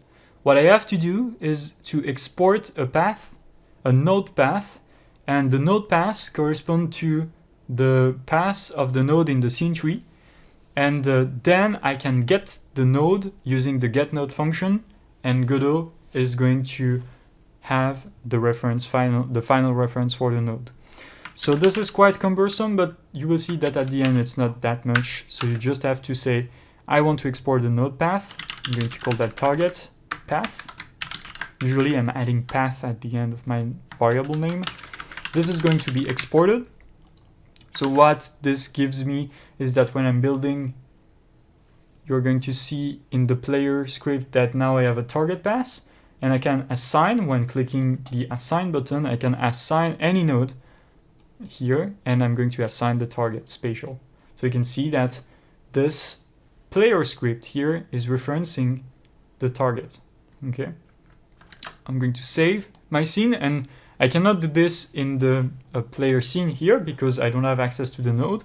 So if I would want to make something more generic, I will have to, for instance, maybe spawn a target from the player script, or maybe find the node using a name, or maybe find a better design pattern for doing this for me. But in the context of this tutorial, it's going to be okay. Okay. So we have the target in the player script. So now what I can do is we have the path of the target in the player script, not the target itself. So what I want to do now is I know that the target is going to be a spatial, or even more, I know that the target is going to be a target. Okay, so because target is a spatial, I can cast it. So that's what we're going to do. And I'm going to call it target like this. And in the ready function there, just after printing my name, what I'm going to do is I'm going to say that target is equal to get node, and we're going to get a target. Okay, because the script is attached to the spatial node, this spatial node is a target. Okay, because the target script inherits from spatial. So I can do this. And as you can see, the getNode function is asking me for a path. So I'm going to say target path in this case. So it's going to grab the spatial and cast it to a target. And now here, I know that target is a target. Okay. And what I can do here is, let's say, just to show you that it's working, I can say print.target. global transform dot origin. So we're going to print the position of the target like this. I'm going to save. I'm going to play, and you will see that we have no errors. And each time I'm moving the target, you can see that the player is aware of its position. Okay, so now we can make the lookAt that we wanted to do. So in order to make a lookAt, you have different ways of doing this. So what we are going to do is here, before modifying the applying the transform to the global transform of the player, we are going to find a way to create our lookAt. So you can do a lookAt function. You can say t.lookingAt, which is giving you back a transform. So if after setting the transform, you do something like t.lookAt, you pass the target that you want to look at to. So in this case, it's going to be the target dot origin dot global transform dot origin. You need to pass the up vector that you want to make your the up vector basically that will help Godot to create the new basis, because it involves cross product in the under the hood. So in this case, because it's going to be okay in the most case because we are on the plane, I'm going to pass the vector 3.up with uppercase U. And again, this transform, this looking at function is returning a transform. So I'm going to say at the end, the global transform is going to be equal to this new transform that has been constructed by the looking at function. Okay, so it's a bit complicated in this case, complex in this case, but trust me. So as you can see, it's trying to look at, but the character is probably reversed. So yes, I think it's -z, and this is due to the fact that it uses the OpenGL convention where z is negative. So what we're going to do is, in this case, we are going to find a better way than using the lookAt. Otherwise, you will have to flip the z-axis of your character, meaning that inside player will have to rotate the original direction of my character.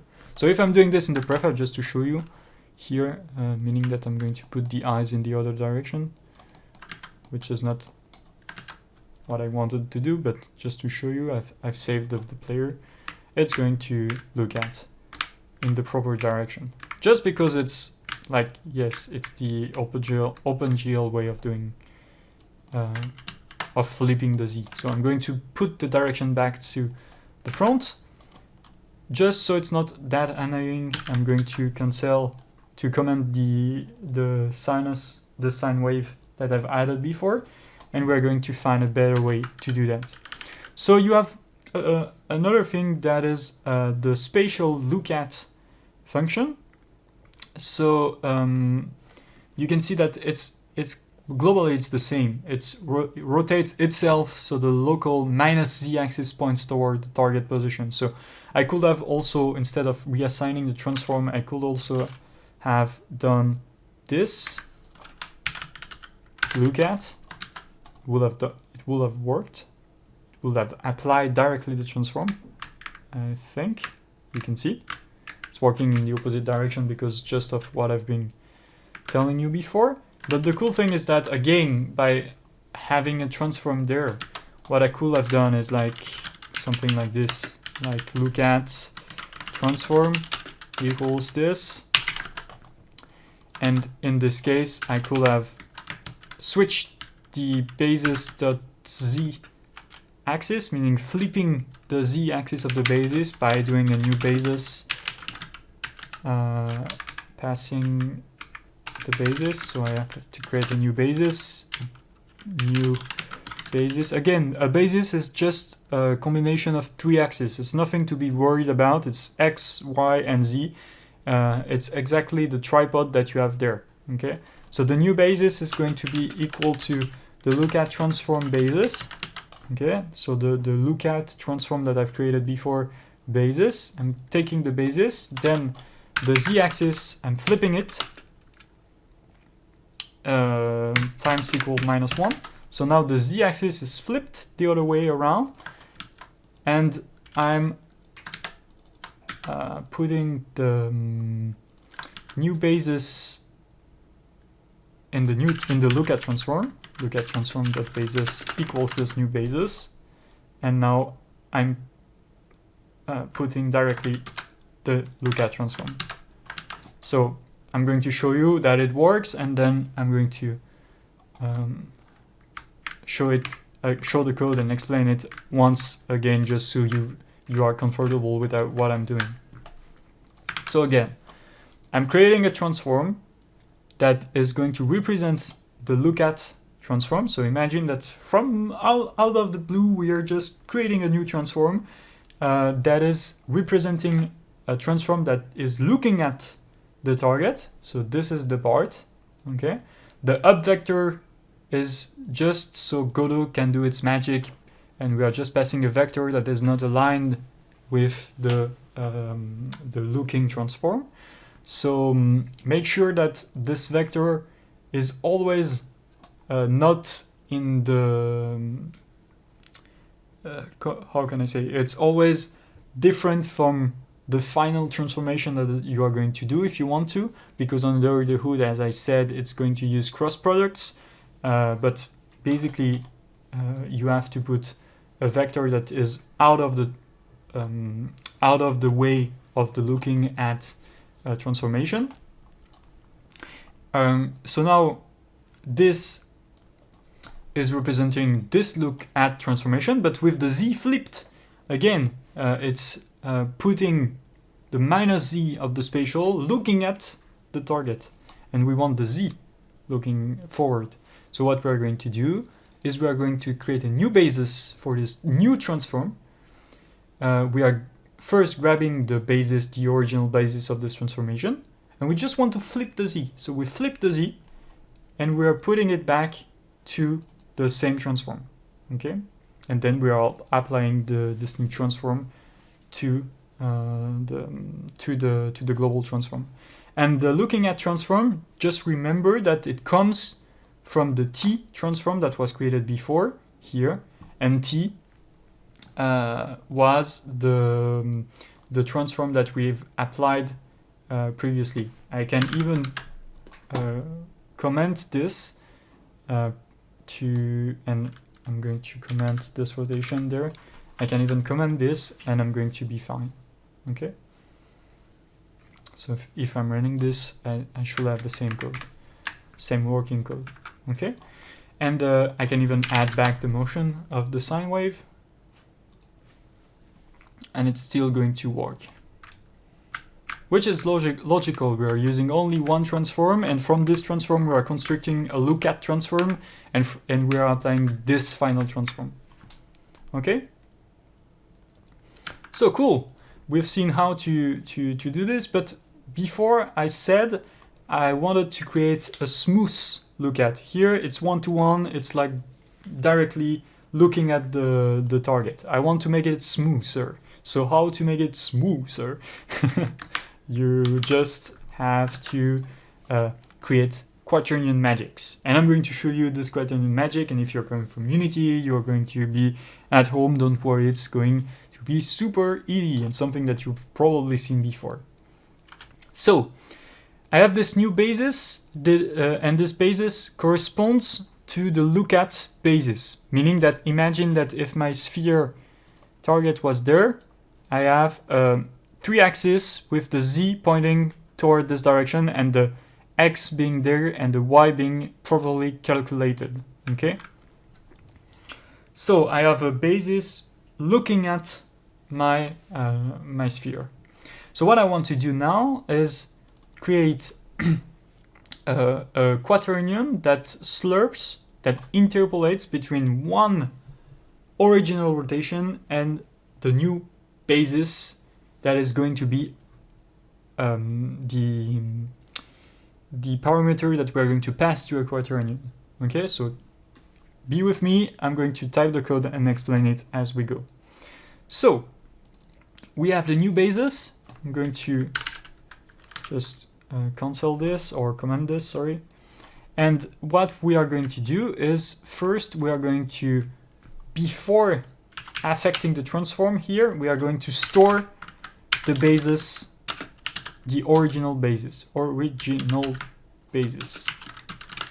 And this is going to be t.basis. Okay, so basically it's the basis of my character there. Okay. So what I'm going to do is I'm going to create a quaternion out of this basis after the end, and I'm going to call this from Quat. And this is going to be a new quaternion from the original basis. Okay. And now I'm going to duplicate this line, and this is going to be to Quat, and this is going to be the quaternion we're going to interpolate to, and this is going to take into parameters the new basis, again the basis that looks at the target. So we have two bases floating in the space. Imagine this in your head. We have two bases floating in the space, and we want to smoothly interpolate between the two of them. And to smoothly interpolate between the two bases, what we are doing is first converting those bases to quaternions, and then using a cool method from the quaternion class, we are going to interpolate. So we are going to say from the quaternion from Quat, we are going to say dot and slurp. We are going to smoothly interpolate using this slurp function. And we want to interpolate to the to Quat, which is the second rotation made from the lookAtBasis.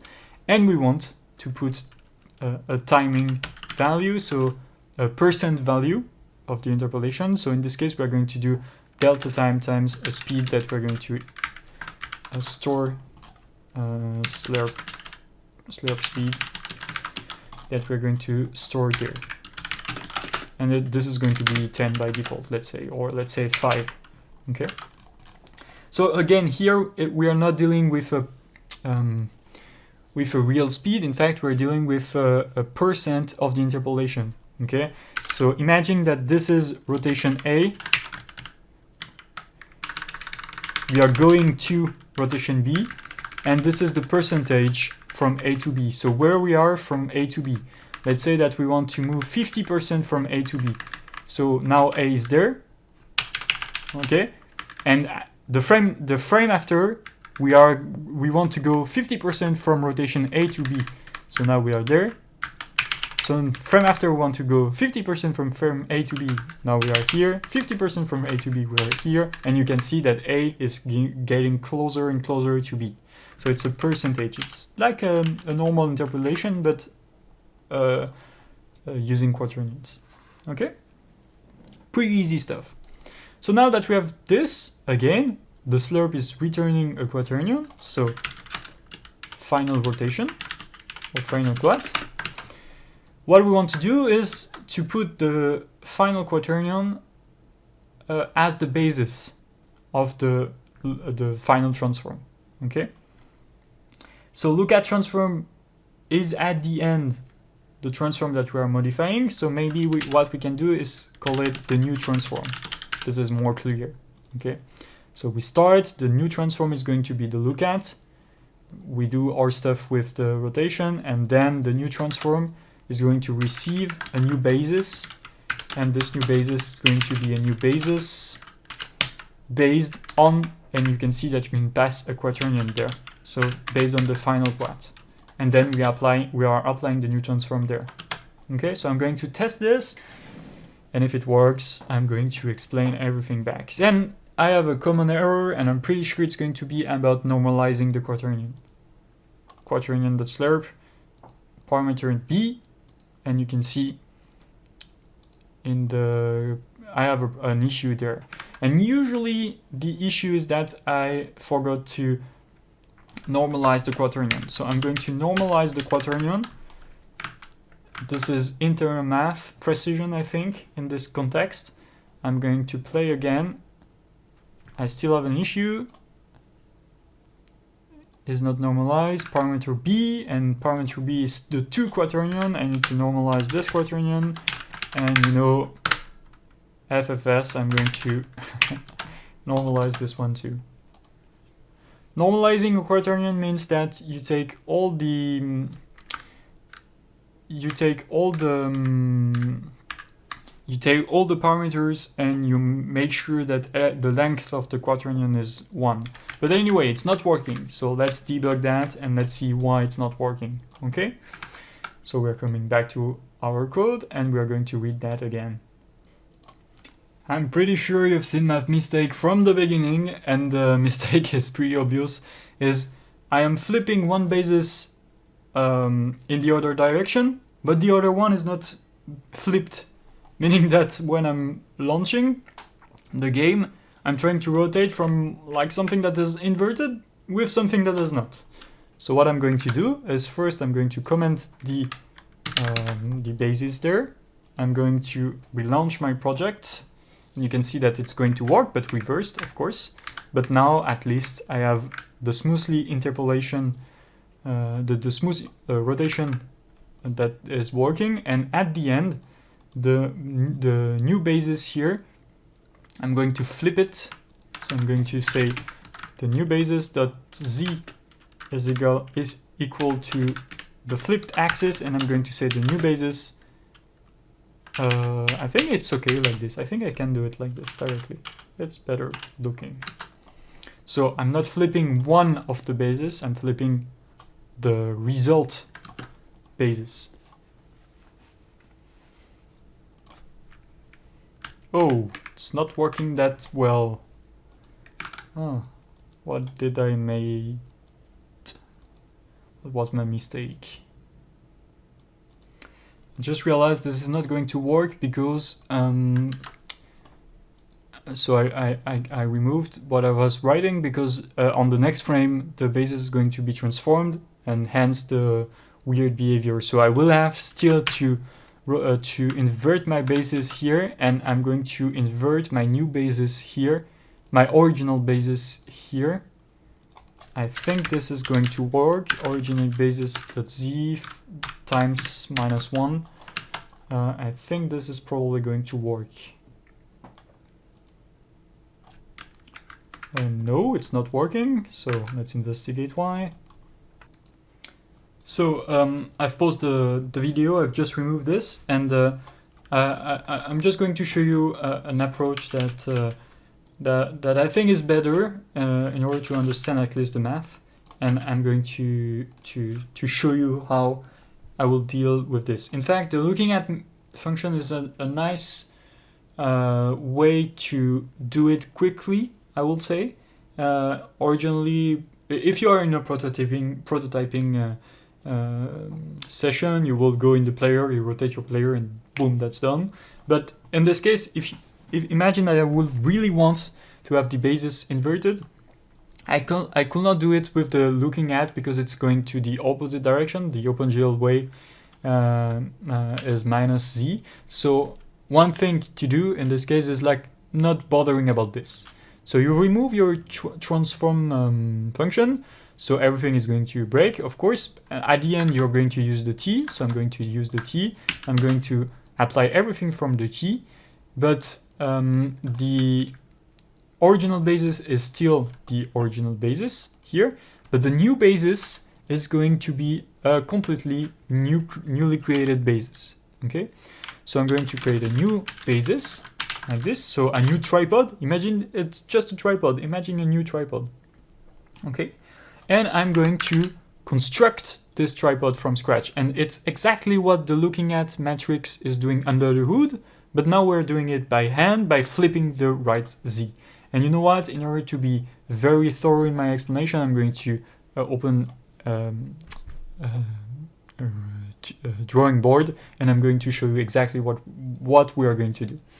So let's say that I have a tripod like this.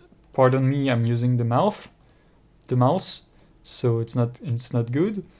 So I want to go from a tripod like this, where this is the forward, to, like, let's say a rotation that is crazy looking in this direction. So this is representing the arrow, like this. So this one is this one. So let's say that I want to go from this base to this basis, okay? So one thing that I have for sure is two bases, okay? So one thing that I want to do is to first consider the vector that is going to look at my target. So imagine that I have a target there. You can see that this one is aligned to the target, and this is the original one, and it's not aligned. So of course you should imagine that those are on the same level. Okay. So I want to first define my new basis with this vector. So the first thing I want to do is to say that is to say that the new basis, let's call it lookAtBasis. It's going to be more explanatory. I want to say that the lookAtBasis is pointing, the z component, sorry, is pointing directly at the target. And in order to do this, it's simple vector math. So target.lookAt.global_transform.origin minus my position. So global transform, so it's t.origin, because remember that t is the global transform there. Okay, this is simple math. I have, let's take the pen. I have the position of the target minus my position. This is going to give me this vector. Okay, again, it's not normalized here. We don't care for now. It's not normalized. So I have this vector. Okay, this giant vector. Okay, so the z direction is good. Now I need to reconstruct this vector and this vector. And in order to reconstruct a vector, you probably know about this. It's called, I think it's called Gram-Schmidt in math. But anyway, we are going to reconstruct this. So I need a vector that is not aligned with this one. The perfect candidate is the up. So I'm creating a up, but you can see that those two vectors here are not orthogonal, orthogonal in fact, meaning that they are not 90 degree, and every basis is 90 degree. Here 90, 90, and 19. This is what represents a basis. Okay, so what we're doing here is we're taking the up vector, which is not aligned with this vector, but it's not 90 degree. Here it's maybe, I don't know, it's maybe 63 degree. And I'm going to use a cross product that is going to give me a vector like this that is fully 90 degree with the forward vector that is pointing toward the target. Okay, so now those two vectors, they are not normalized, but they are orthogonal. Okay, and this second vector is going to be my x vector. Okay, and not x factor. And the last one, which is the final up that I want to create. So let me undo this and consider that I have this one. The final one, I'm going to select again this this forward vector, sorry, and this right vector, and I'm going to do a cross product again, and I'm going to have another vector that is going to be 90 degree from the forward, 90 degree from the right, and I have a tripod. But the final thing is that this tripod is not normalized, meaning that the vectors here are not of unit 1. So I will need to rescale my vectors so they are unit 1. Okay? And you have a function that is doing this automatically for you in Godot, which is called auto normalize. And now at the end I will have a base like this one. It's not pointing in the right direction in the diagram, but I hope you understand. I will have a basis that is going to point toward the target. Okay? So the first vector, which is not normalized, is the big one. So this one. Okay? The second one I want to do is the x. So we are going to say that the lookAtBasis.x is equal to the vector3.up dot cross, we are going to do a cross product with the up vector of the scene. When we say vector3 dot up, it's a constant that is saying 0, 1, 0. So it's the world up, okay? It's not a local up, it's world up. So we're going to cross the up vector with the previously calculated vector, which is stored in the z basis, okay? So with the previous vector here. So now we should have this vector, okay? Again, not normalized for now. And the final one is the up. So we're going to say the y. And the y is going to be the lookAtBasis x with the lookAtBasis z. And it should be okay like this. So now I have the lookAtBasis, okay, which is this one. And I'm putting it there, and I'm putting it in the final basis. So we should have the behavior that we want. Oh, it's broken, meaning that I've inverted some cross product. So it's probably this one. I'm going to test, and I'm going to explain myself just after if it works. And yes, it's quite working. Okay, so I'm going to explain something about the cross product. So I hope you have understand what I'm saying there, meaning that if you have one vector and another vector, they share a plane, okay, even if they're not aligned. So let's say that we have this and we have this. You should know about dot cross product if you are a developer, but just in case, you have two vectors. If you cross them together, they will give you another vector, a new vector that is going to be perpendicular to the plane they are forming, okay? And the order matters. In fact, if you are crossing this one with this one, depending on the way the vectors are interpreted by the engine, it's going to be in this direction. And if you cross this one with this one, the other way around, you will have the vector going in the opposite direction, meaning that the basis will have one axis flipped. So if you have one axis flipped, it means that the basis is not in the good coordinate system, meaning that you will have an issue. Hence the fact that I've decided to switch this axis. So I'm crossing the up with the z basis, the previously calculated basis, the forward vector, the actual forward vector that we want, and finally I'm doing the same at the end, but with the z and after the x, so meaning that I have reversed the cross product. And one thing that is not safe with what we have done is that the basis is not normalized, meaning that the one of the axes could have a length that is not unit based, and usually we want a unit basis. So I'm very surprised that Godot didn't throw an error, by the way, but if we do a print basis here, basis z for instance, we will clearly see that the lookAtBasis.z dot length, so we are going to grab the length of this vector. Again, z is not a float, it's a vector, so it's a bit confusing for beginners or for Unity developers, because Unity developers usually have transform.forward, which represents, which says that it's a vector direction, okay? In this case, z is a vector.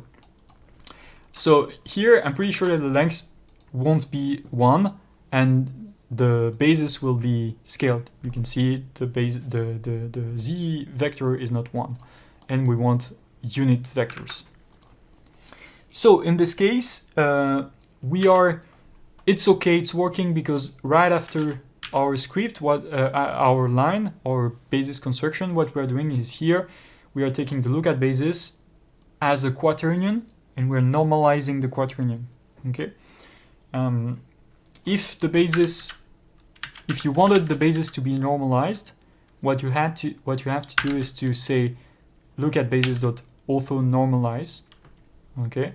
And this is going to normalize the basis, and you can reapply it like this. So you're normalizing your basis, it's giving you back a new basis with unit length vectors, directions, and it's going to be okay. And if I'm printing here the z of the basis, the length, I'm going to say lookAtBasis dot z dot length. You're going to see that it's going to be 1 due to the previous function call. And I think that we can even forget the normalize here of the quaternion, and it should work.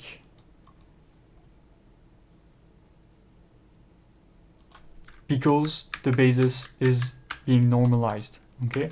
If you didn't normalize your basis, the quaternion will and if you didn't auto-normalize the basis, meaning that the vectors are scaled differently, and the quaternion was not normalized, you probably would have an error saying that the quaternion needs to be normalized.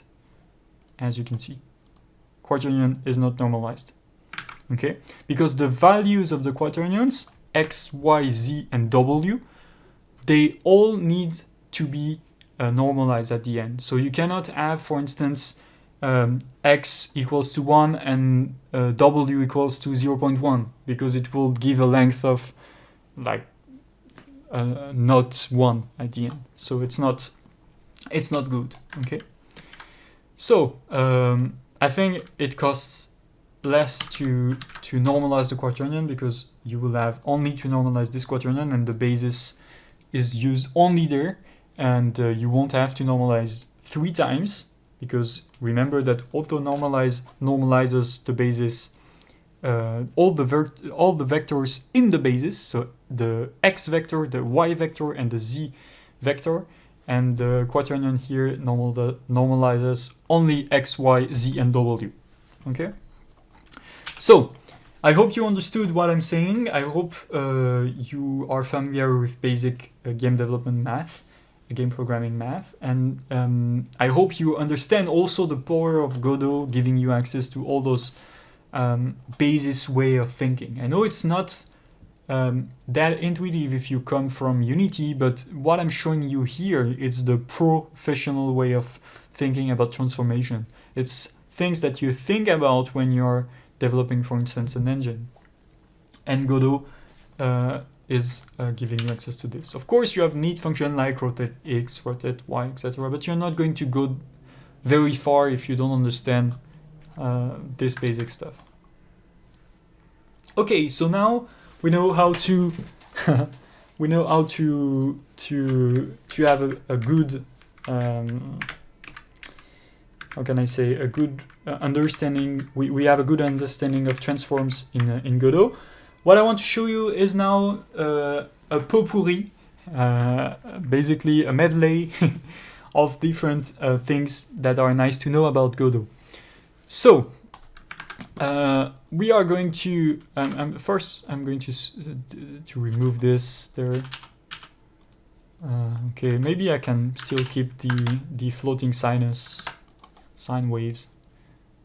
It's pretty fun to see this character floating and looking at.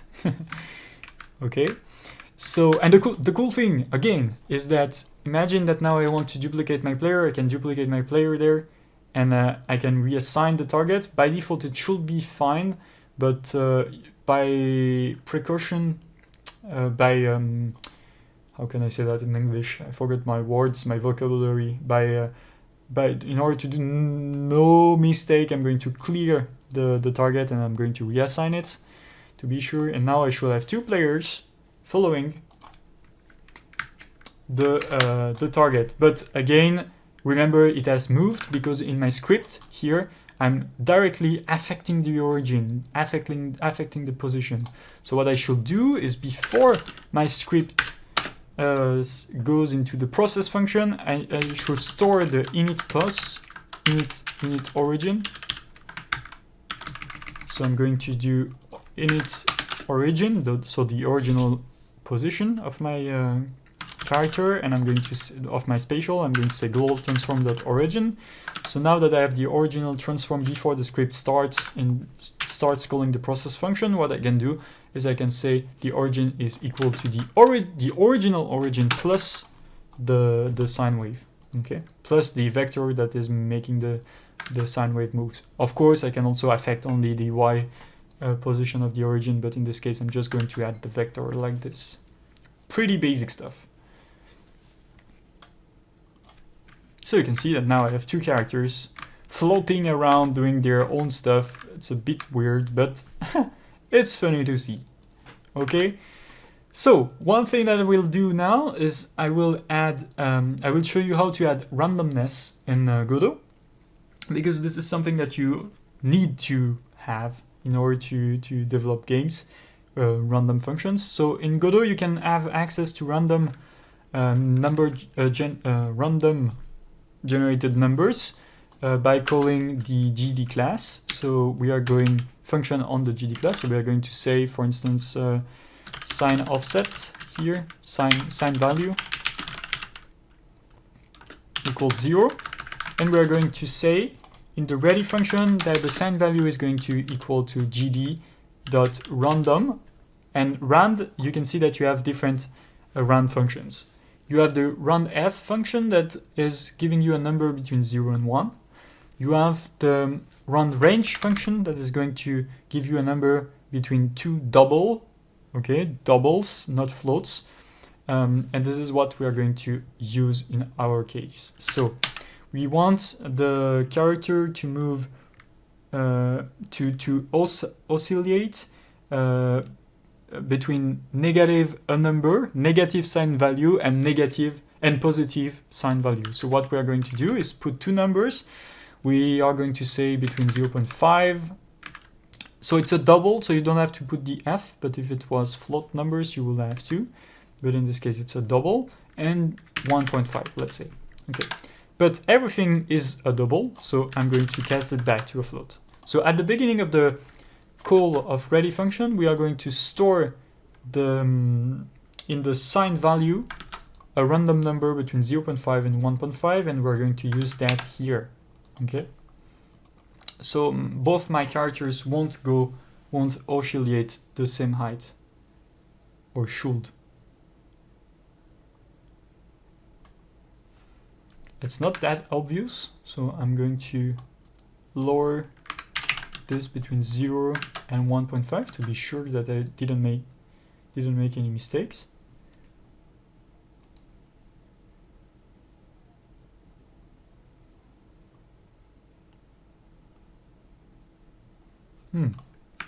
Let's go back to the code, the source code.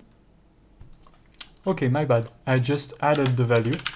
What I need to do is multiply by the value. So it's going to be between minus the sine value and the value that we added here.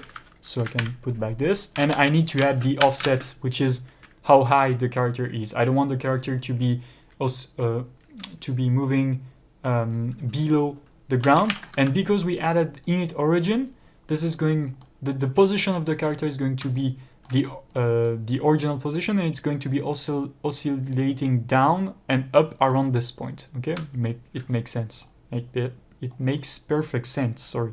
So I'm going to move my characters like this, so they are going to oscillate around this point. So I'm going to save. I'm going to play, and you're going to see that it is working actually. So both of my characters are oscillating around their points, and they are oscillating. I'm going to put between 0 and 1.5, so it adds a wider range of variety in the random.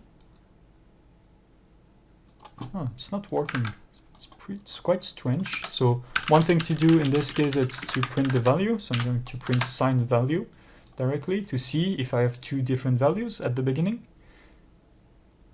So yes, I have two different values, but maybe the range is not that it's not that high. So maybe what I can do, instead of changing the oscillation, I'm still going to be between 0 and 1. I'm going to change the speed of the timing Or if I want to create an offset, I can offset the time, but I'm going to just scale the value. So one character should be, if I'm doing this, and let's say I'm going to do this between 0 and 5,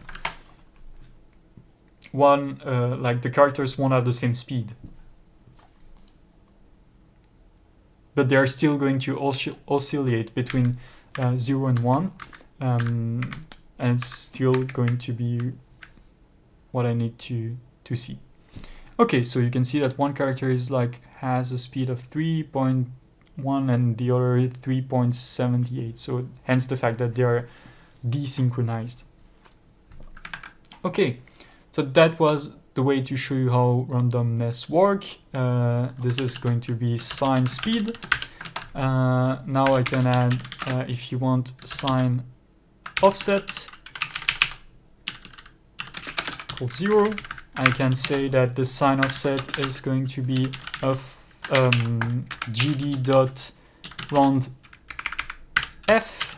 This is going to be giving me a number between 0 and 1. So if now I'm applying a multiply by the sine offset, it's going to be between 0, it's going to oscillate between negative sine offset and positive sine offset, which is a random number between 0 and 1. So you will see that 1 is, for instance, in this case, oscillating a bit less. So it should have a value, it's probably 0.5, and this one is probably 1, as you can see. So this is another way to query random numbers. So this is cool, this is working. I'm going to show you another way that is pretty cool. We are going to see how UI works in a minute, but before that I want to show you how to detect collision in Godot, and we are going to see a bit of recasting too, because this is common vocabulary for game programmers, I will say. So what we are going to do is to detect collisions. So what I want to do is to, okay, let's do this like this. We are going to add a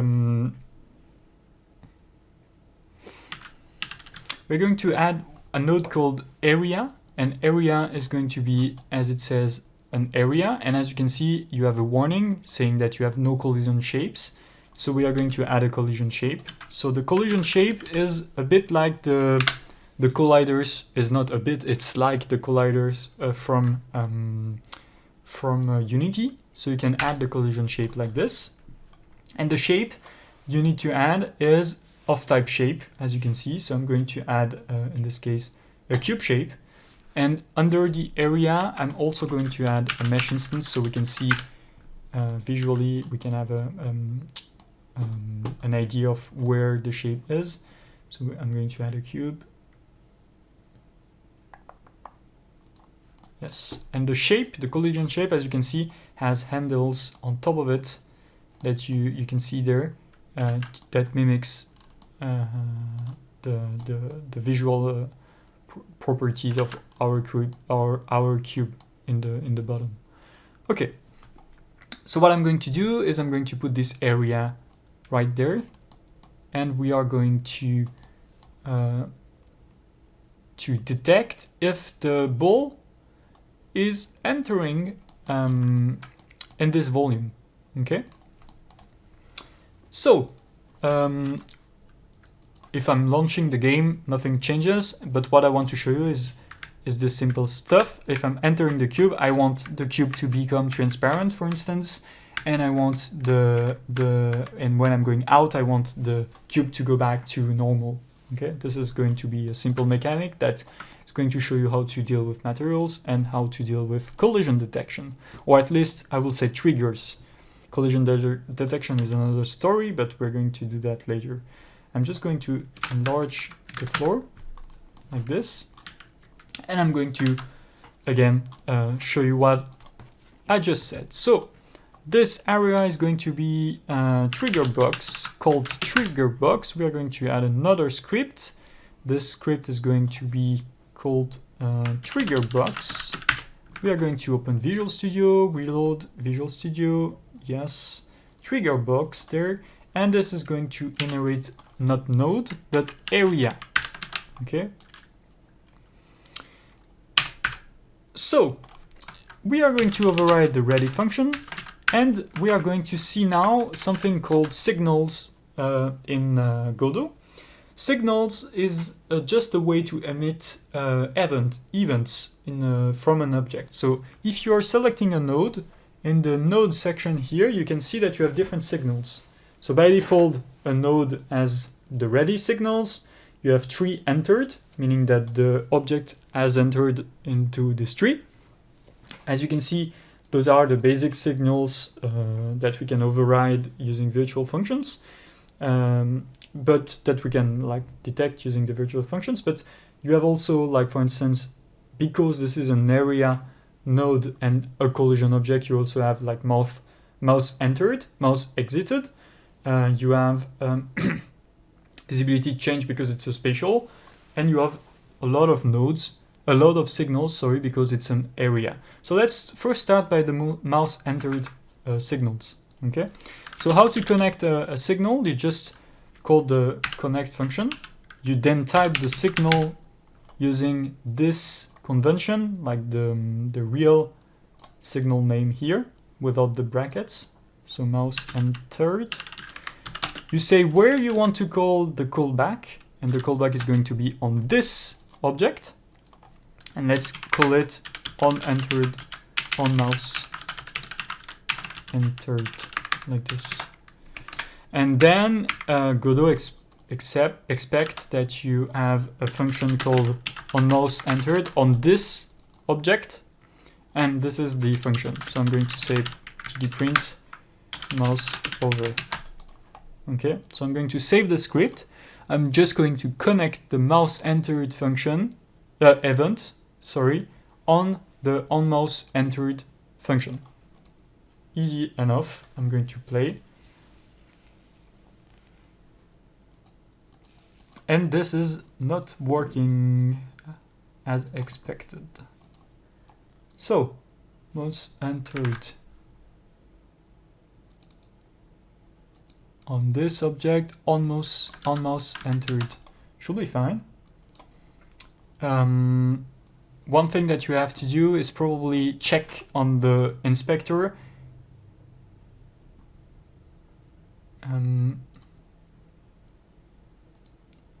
In the collision space override on the collision shape maybe. Okay, visibility is okay, transform matrix is okay, the shape is okay. Let's okay, I'm a real idiot there because I was expecting something to work without attaching any script. So I'm going to put the trigger box script on the trigger box, which makes more sense. And now, as you can see, the mouse over is being triggered when my mouse is over this object. So this is not what I want. What I want is to know when another thing enters in the script, and you can see that this sphere has no collision shape, so we will have to add a collision shape to this target. So under the target here, what I'm going to do is to add, using Control A, a shape, so a collision shape. And in this collision shape, I will have to, in these inspectors, set the shape as a new sphere shape. The sphere shape is a bit big, so I'm going to, so you can see this is a big mistake I'm often doing, is that I'm scaling the top, the parent, and you shouldn't do this. You should always have a scale of 1. So in this case, it's okay. So the mesh instance here should have a bigger radius. So that's weird because the translate here should be okay. No, you can see the translate is not okay. So the transform is like this. So I'm putting it back in the center. The mesh instance here shouldn't have a transformation scale here, not unified, but the scale of the radius should be smaller. The height should be 1, or the height should be 0.2. Okay, so now I have the target here. I'm going to make it higher.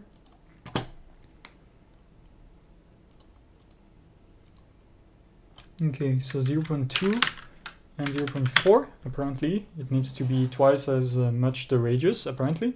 And now if I'm removing the shape like this and adding it in the hierarchy under the mesh instance, it should be the same size. So I'm adding the collision shape here, not collision polygon, sorry, collision shape.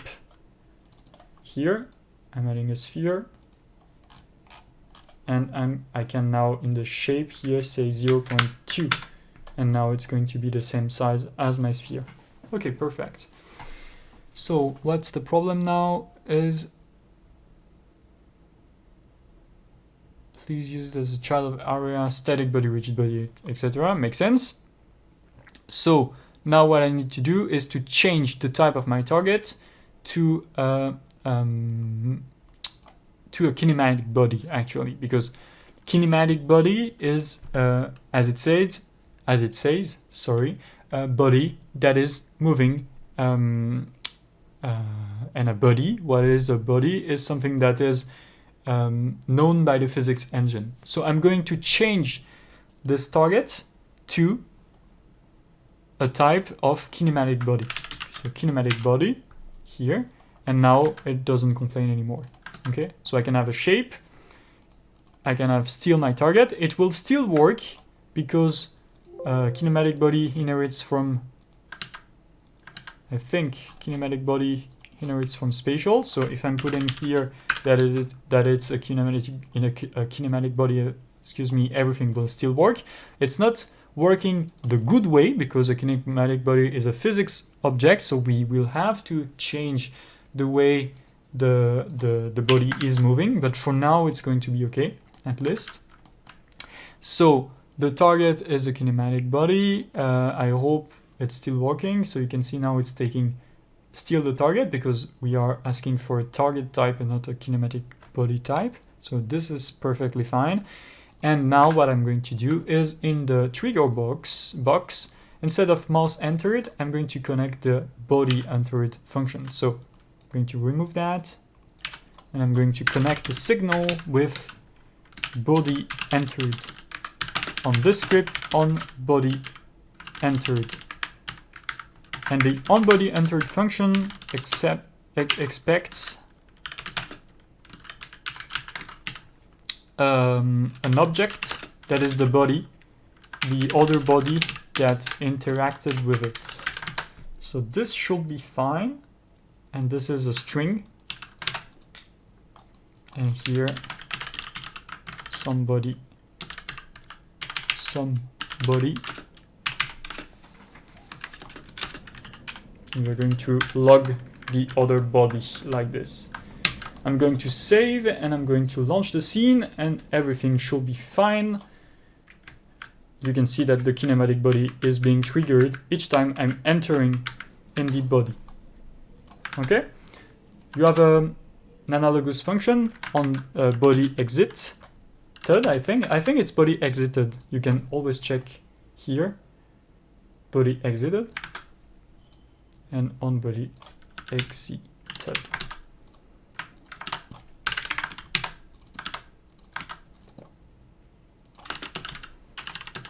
And now I can play.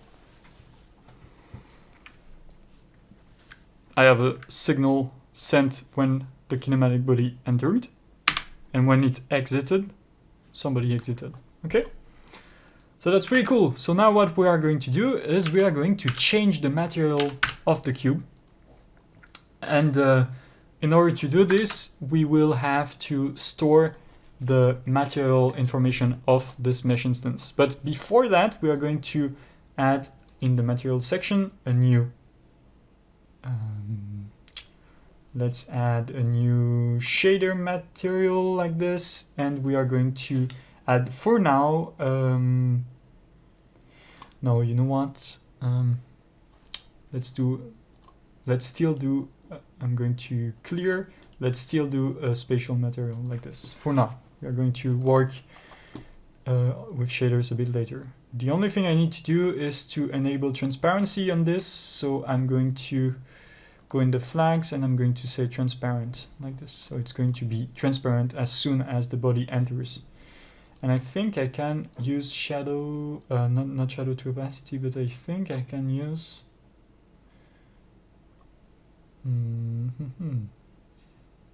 no, I cannot use shadows with this object right now. Okay, so the only thing I'm going to do is to tone down the opacity when the body enters. Okay, so what I need to do in this case is I need to grab a reference of this material, of the trigger box material. So I'm going to expose using export a node path to the mesh instance. Let's call it box. And this will be a mesh instance.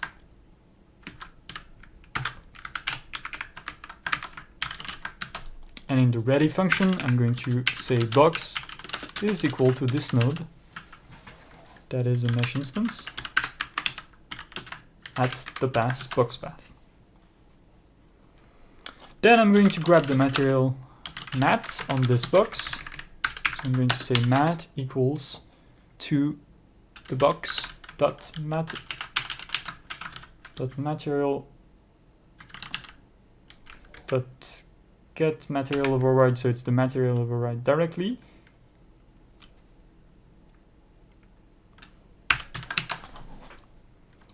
And I'm going to say that when we enter the body, I'm going to say the material, we are going to set a property on top of it. And the property, you can look at them in the directly in the inspector. So in this case, it's albedo color. So I'm going to save a color. So I'm going to create two colors in my script. One is going to be solid color, and the other is going to be transparent color.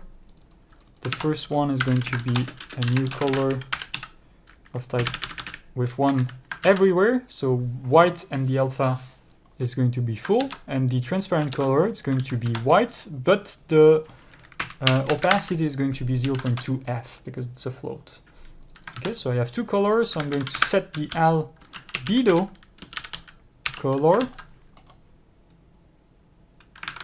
to the solid color, to the transparent color when the body enters, and I'm going to set when the body exited the solid color back.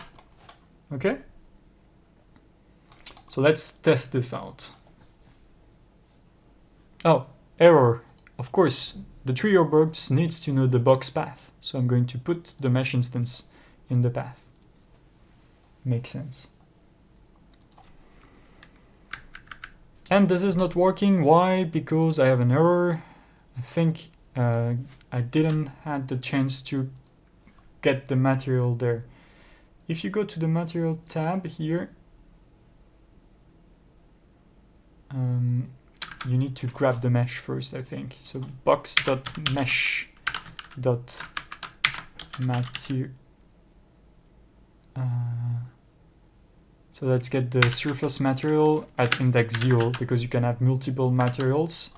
Here it's the zeroth one that we want to take. It's probably going to be fine now. It's not going to be fine. And you can see that it's not happy with the way I'm changing the property. Check reference not sets to an instance of an object, so it's probably that this is void, is null, sorry. So we are going to say mat, and we are going to debug like this. So now you're going to see the real debugging process. I'm going to console that this, so the material is already false, already null, sorry. So I'm going just to close all the script in the script panel, because sometimes it's annoying, it's always opening, so I don't want. So I'm going to say close all and discard like this. And why can't I get the material of the surface? So mesh.material finish.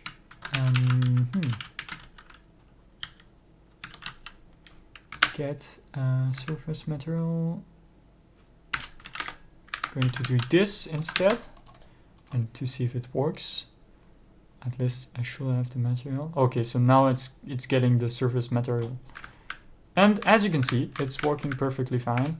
The only thing I had to do is to get, of course, the surface material. This was a bit tricky because in this case I had to make sure that the material was not null. So in this case, it's working fine. I'm happy with this. So I told you that in the player, it's not the right, in the target, sorry, it's not the right way to do the movement. And again, I think it's still the case. So what I'm going to show you is the proper way, and the proper way is to use the actual physics process function, because physics process works with the actual physics engine and is a fixed frame rate, and in this case I think it's 60 in Godot by default. And what we want to do is, because we are a kinematic body, we want to use the kinematic body functions that actually does things behind the scenes. So what we are going to do is we are going to store to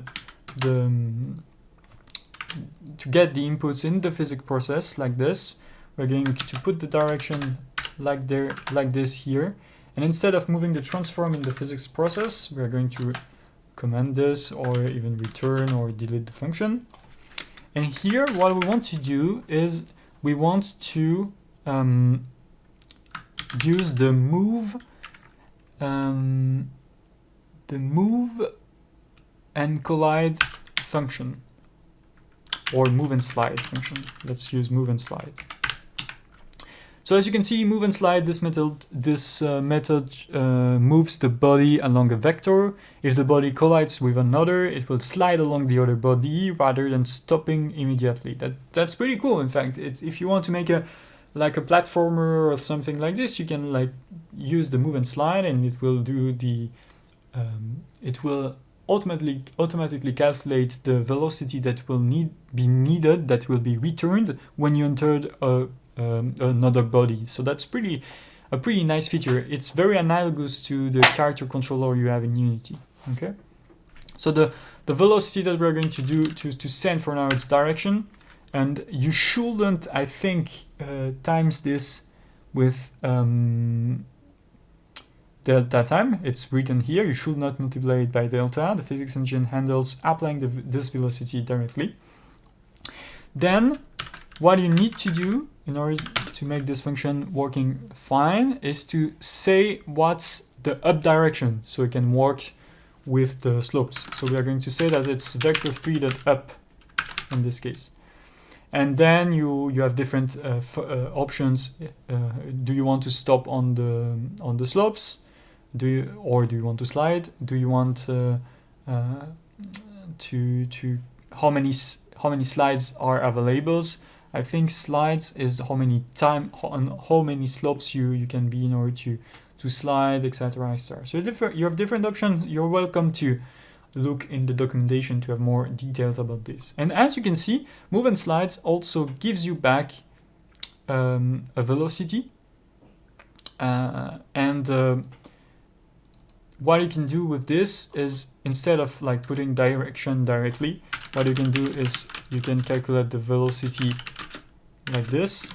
At the beginning it's going to be a vector 3, and you can say something like this, and here, instead of moving directly instead of changing directly the direction, applying directly the direction as the velocity, you can add the direction to the velocity, and the move and slide function is going to return you the calculation needed for the collision in the velocity, so it's going to be integrated properly the next time you go in the physics process.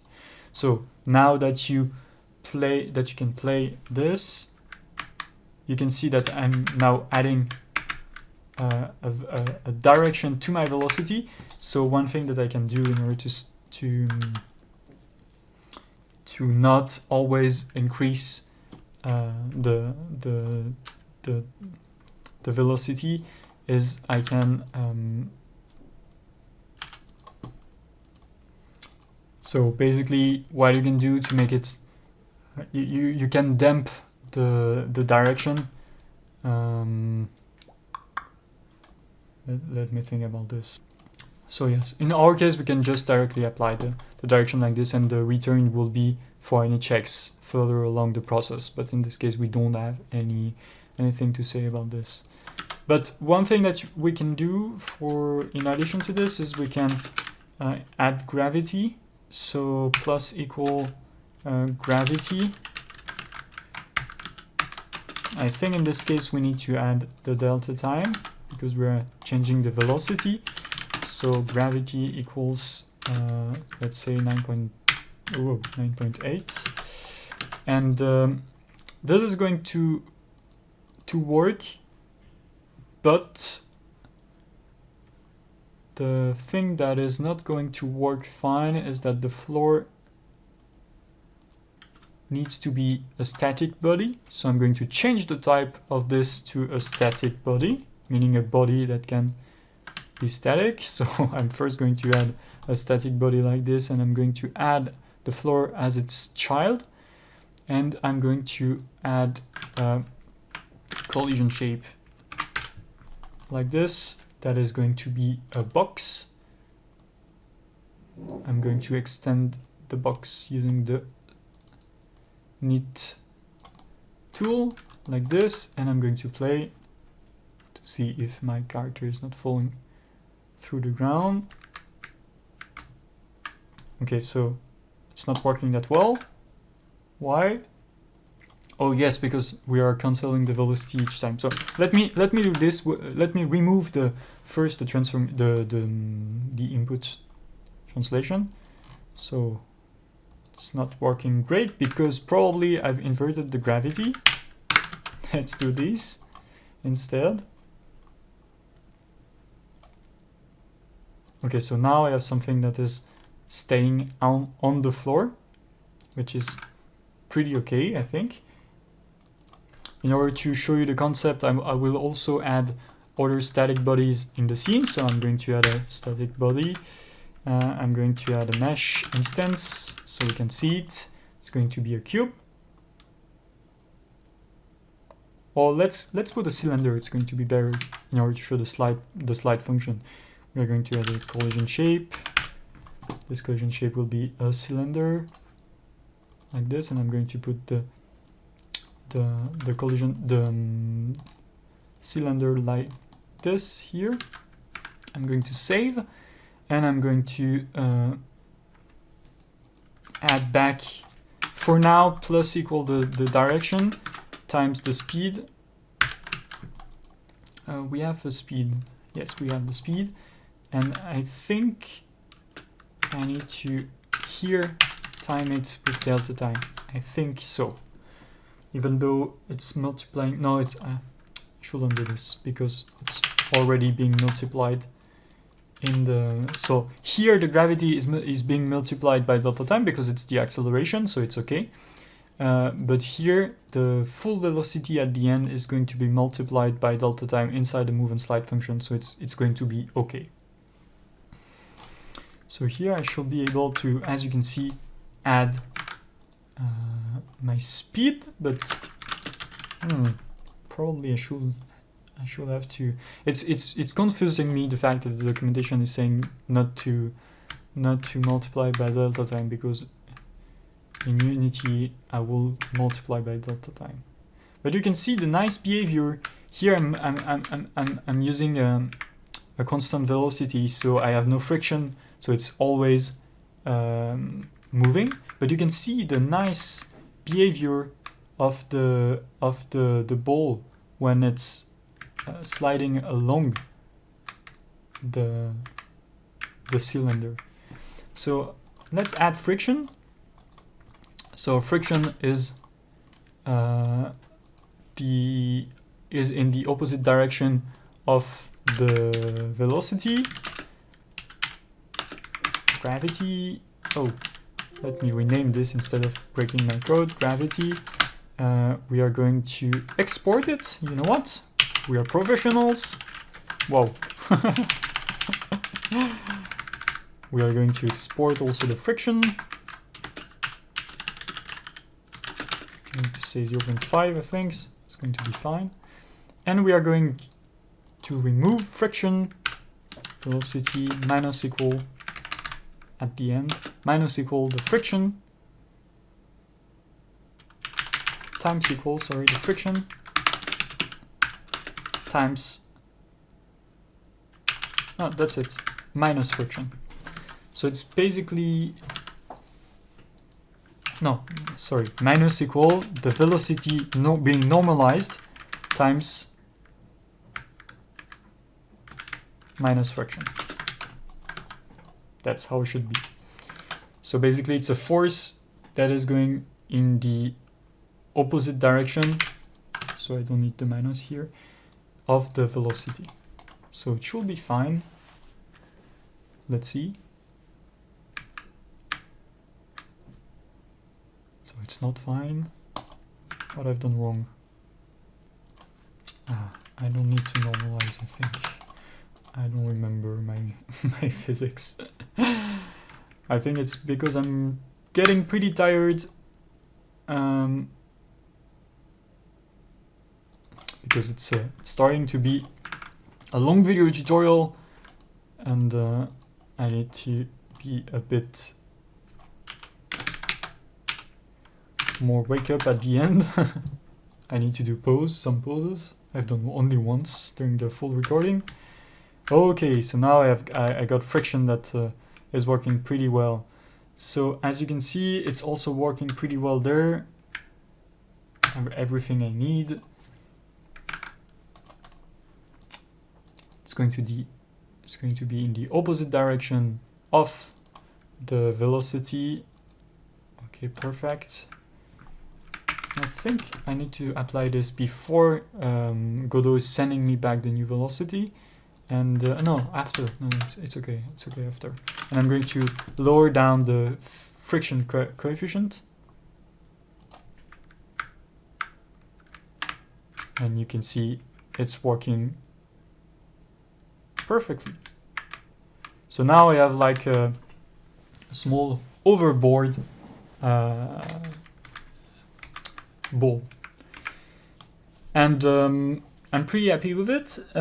One thing that I can do too is now I'm going to show you how to add a bit of UI. We are going to show a bit of shaders too. And then I will call it done. Okay? Even though there are tons of other stuffs to see in Godot. So, in order to add some UI, I'm going to go in the 2D part of the Godot Game Engine. And I'm going to add in my scene, even though it's a 3D scene, a control node. So, a control node is the base class for anything related to UI. So I can add the control node like this, and I will go in the layout panel here, and I will click on full rect. And as you can see, it will be taking the full space available in my UI, in my viewport, sorry.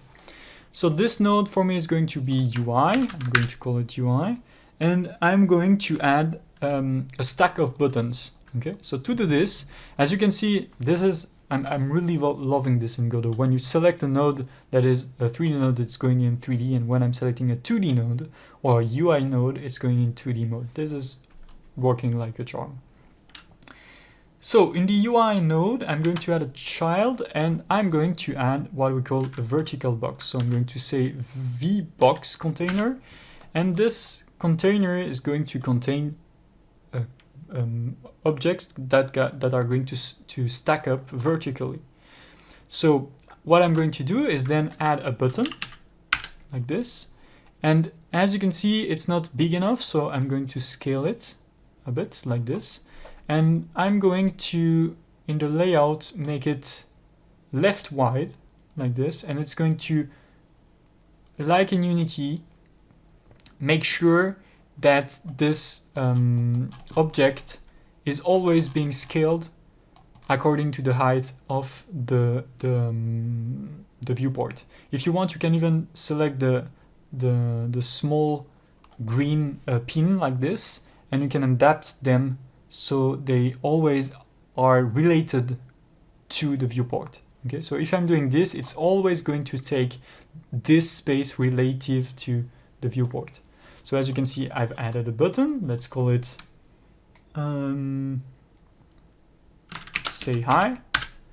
And as you can see, we have a say hi button. And the cool thing is that now we can press Ctrl D and you can see that the buttons are going to stack up in this vertical box container. Okay, so we are going to just add 3 buttons. And what I want to do is on the UI, I'm going to add what we call a theme. And the theme is going to propagate down to all the control components, control nodes, that are the child of the node that is receiving the theme. So we are going to go in the theme section here. We are going to create a new theme. And if you click theme, you can see that you can have different, like in CSS, you can have different theme for different UI components. So in edit theme, we are going to add a new item. And this is going to be not a new item, sorry, we are going to add a class item, and this is going to be the button. We're going to click on add all, and you can see that now in the theme that I'm going to save, by the way, as a resource. So I'm going to click save here, UI theme. The cool thing with this is that, I'm going to move it in art, and the cool thing with this is that now I can edit it right there. So I'm double clicking here. You can see that I have the button here. And in the button, what I can do is I can go in the, for instance, I can go in the color and I can change the font color, but I can also change the style. And the style is going to be normal, and I'm going to add a, let's say, a flat box. You can see that it changes color. So now I have the choice of picking a color for my button. So I'm going to pick a purple color, for instance. You can see that also I have the border width. So if I want to have a border, I can also have the corner radius. I'm going to add 5 pixels in order to make them rounder. And I also have the expand margin. You can see that you can expand the size, bottom and height without modifying the layout. We can add a shadow if we want to. Let's add a small shadow with an offset. Let's say 2 pixels and 2 pixels down. We are going to maybe just only one is going to be cool. We are going to make it less transparent. You can also have expand margin, which is we saw that already. Yeah, so this one we can have anti-aliasing, etc. So but for now we are going to stay with this. We are going to maybe change the color to a nicer looking color like this. And the cool thing too is that we can change also in the UI the theme. Here we can change the font size. So as you can see, the button is not changing when we are hovering it. So what we can do is we can save this style box as a BG box, for instance, as a new resource. And the cool thing is that now I can put the BG box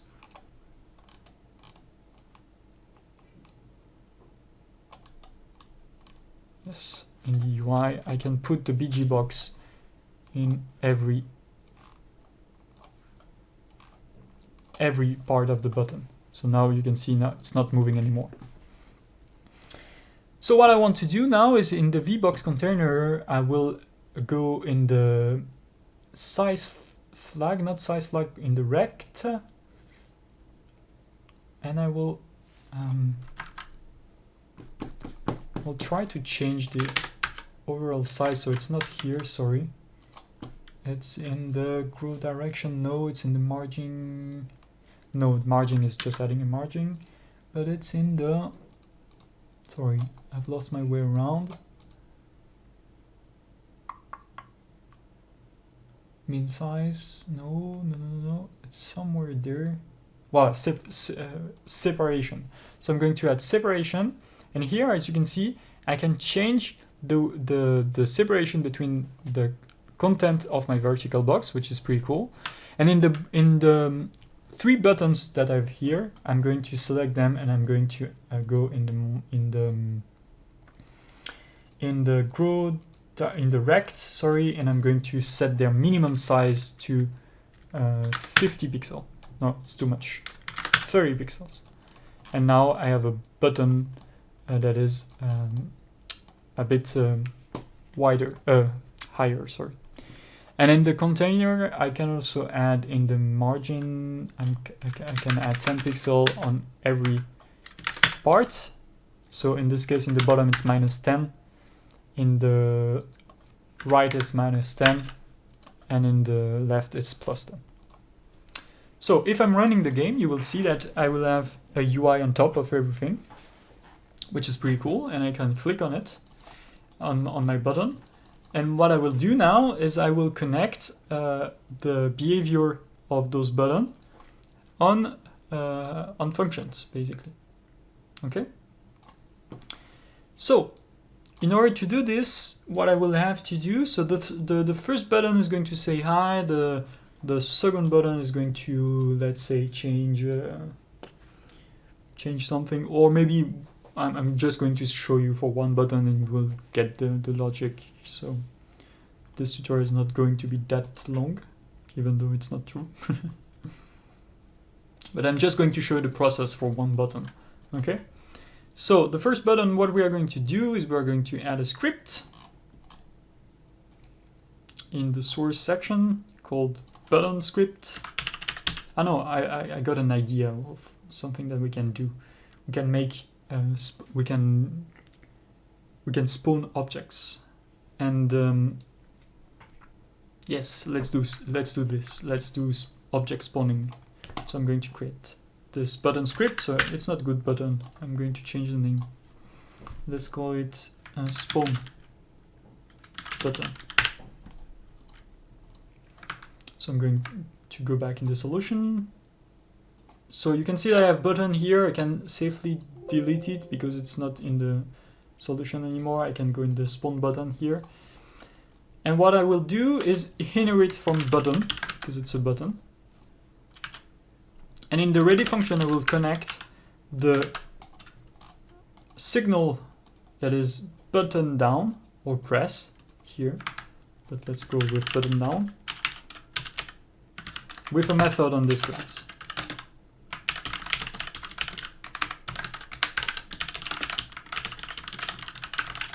Something like this. So now if I'm calling, click on this button, you will see if I'm putting the spawn script on this button. I'm going also to change the name of this. Spawn rigid body, because it's what it's going to do.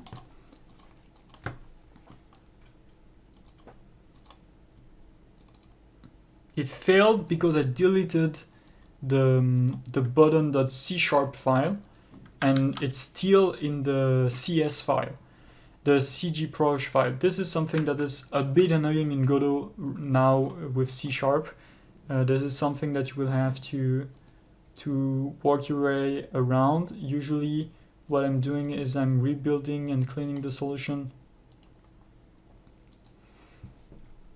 And also I'm closing and reopening Godot, so I will do this off screen.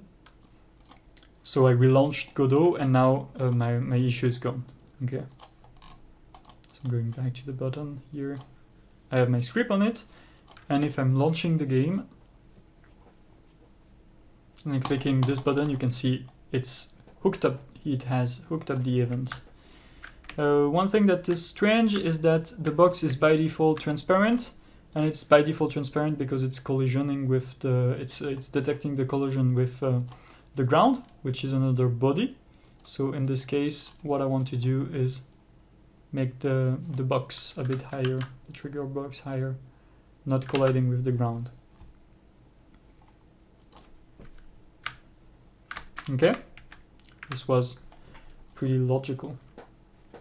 So now what I want to do is to spawn physics objects that I'm going to create. So I'm going to create a new scene by clicking this plus button, and I'm going to add a root node, which is going to be, let's say, physics box. I'm going to change the type to a body, and this is going to be a rigid body, a body that is going to be able to move, and I'm going to add a mesh instance with a box inside, and I'm going to add inside the physics body a collision chip that represents the box. I'm going to save this scene as TNCN, as a new prefab, like, it's not a prefab, but it's just a scene. And back in the main scene, in the button, I will expose a new field.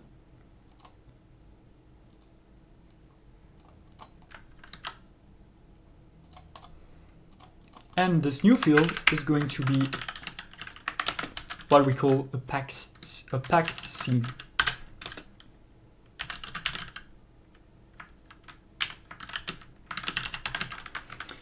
And one thing to note is that export, you can have the primitive types, and you can have node path, and you also can have packed scene, which represents a scene that you can instantiate in Godot. Okay. So what I'm going to do here is I'm going to, when I'm clicking, I'm going to instantiate the box, the scene actually. So in order to do this, I'm going to say physics box scene.instance.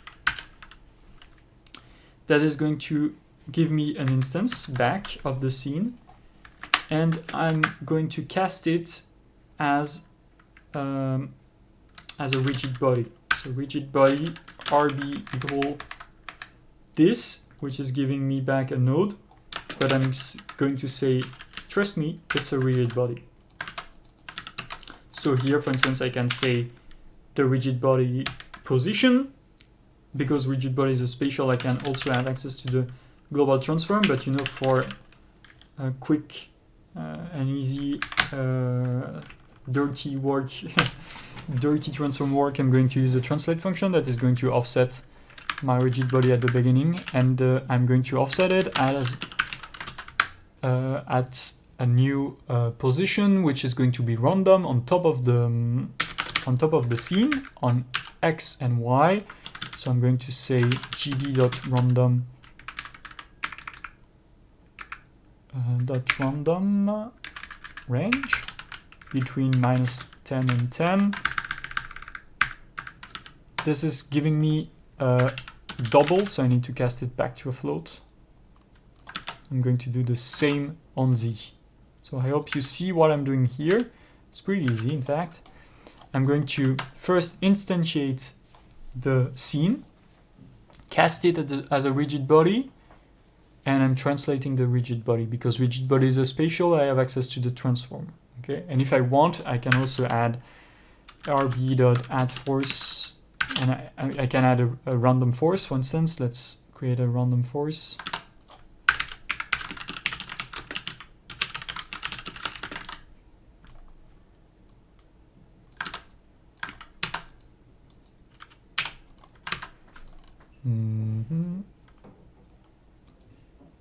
What's wrong with this? Oh. Something like this, and I'm going to add a random force. And I think the value for a random force should be a bit higher, so I'm going to do something like this. I'm adding the random force at the position of the rigid body. So rb.origin.translation if I want. That represent translation, that represents the position of the object. Okay, now I have this button that when I build and don't run, expect a scene, and this scene is stored in the prefab. Okay, so I'm going to drag it there, and it should instantiate randomly this cube and adding it to the scene.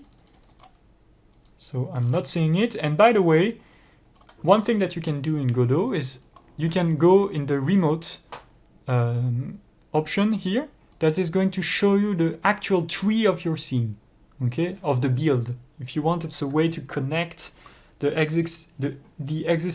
existing tree of the scene and displaying it there. It's not the local tree, but it's the tree of the game that is being played. And I don't see my cubes. So one thing that I've made wrong here is that I didn't attach the object to the scene. So we'll need to attach it. So what I'm going to do is I'm going to get the tree, and I'm going to get the root node of the scene, which is going to be probably my scene. And I'm going to say add child. I'm going to add this rigid body as a child. Okay. And now I'm going to play.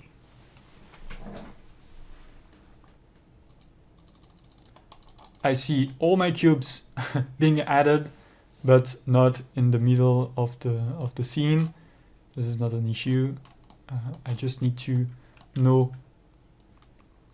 I'm just going to, for instance, select this slide to see the values of the transform. So here at 0, 0, 0, it's there. Okay.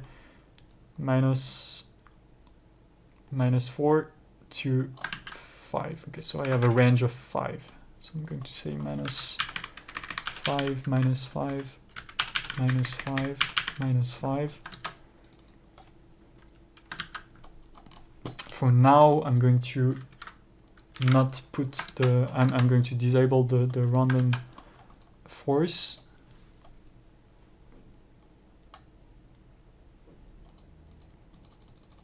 And as you can see, it works. And also one thing that I've made wrong is that it starts at 0. It should probably start at 10. And I'm also going to change the size of the cube, which is a bit big. I'm going to put 0.5, 0.5, 0.5. I have to do the same thing for the collision shape. Oh, it's the extent, so it's half this because it's the extent, just half of the cube. It's going to look a bit nicer, you will see. So it's a bit high. Okay, but anyway, it's working. And one thing that I want to show you that you may know if you're a Godot user is that I can click on this button here and I can link the camera of my editor with the scene. This is pretty cool. Now, if I'm rotating around, you can see, so it's better if you have a dual screen, or you can use the Windows left and right button to dock them like this, but you can see that it's a way to link the editor view with the game. So if I'm putting this on my second monitor, I can totally see the motions being synced. Okay, so it's a cool way to overcome the fact that the editor is not fully linked with the game. Okay, so my button is working. I can add my force back. And what I'm going to put it at 5. I can add my force back. And usually this initialization should be in a script attached on the scene. It's not good practice, but it's just to show you how it works.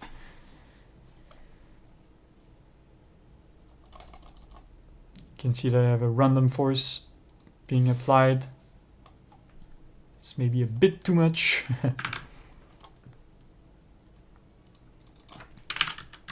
And you have also the ability to add a torque is a angular force if you want to, but you can also add a central force, which only takes a force and not the position, which is better in our case. I'm going to remove a bit of magnitude for the force. And I don't know if you can see it, but yes, a force is being applied on some cube. Okay, so that's pretty cool. You know how to spawn objects, which is a fundamental thing in game development. And another thing that I want to show you is how to recast. In Godot, you can recast in two different ways. I'm going to show you one of them, and the other one will be straightforward if you follow the documentation. And I'm going to, on the target node, I'm going to add a node, which is a raycast. And this is pretty cool because in Godot, you can see your raycast. I'm going to enable my raycast. And you can see that this raycast here exists in the scene. Okay, so I can place it, and I can, of course, connect signals with this raycast and detect if it has collided with something. And the cool thing is that you can say exclude my parent to the raycast detection. Okay, so this is pretty cool because now it will ignore my collision detection, my collider. So let's say that I'm going to implement a raycast for the ground. I'm going to, in the player, I'm going to add a simple, in the input, I'm going to add a new input, which is going to be jump. I'm going to add a key, which is space. Okay, close. I'm going to say here in the target, which is in fact the player. I'm going to say here if input dot get action is action just pressed, which is another method that detects if the action was just pressed before in the previous frame. What I'm going to do is I'm going to say velocity dot y equals the jump speed that we are going to expose here. Export float jump speed. I'm going to say 10. Perfect. And now I should have implemented a basic jump. A basic jump system. In my target, I'm going to lower down the jump speed to 5. Perfect. You can see that it's working fine. And my raycast here is going to be -1 on the ground. It's just for an example. Of course, you wouldn't do things like this. You will use isGrounded method or property and things like this. But it's just for the sake of this example. I'm going to make the raycast a bit lower, like 0.2. 0.3, yes. And I'm going to grab this raycast. I'm going to call it ground raycast. And in the function, just to show you another way to get an object by name, I'm going to show you how to get it by name. So I'm going to say raycast, ground raycast. And here I'm going to say in the ready function, I'm going to say ground raycast equals get node of type raycast called, and here I can directly put a string. And the string is going to be ground raycast. So here, no mistake allowed. You need to have the right name, otherwise you will have an error. And you can see that the node path is actually a string. So here I should have my raycast that is being enabled, meaning it's going to trigger some things. And here in the physics process, after, I can say if my ground raycast dot is colliding,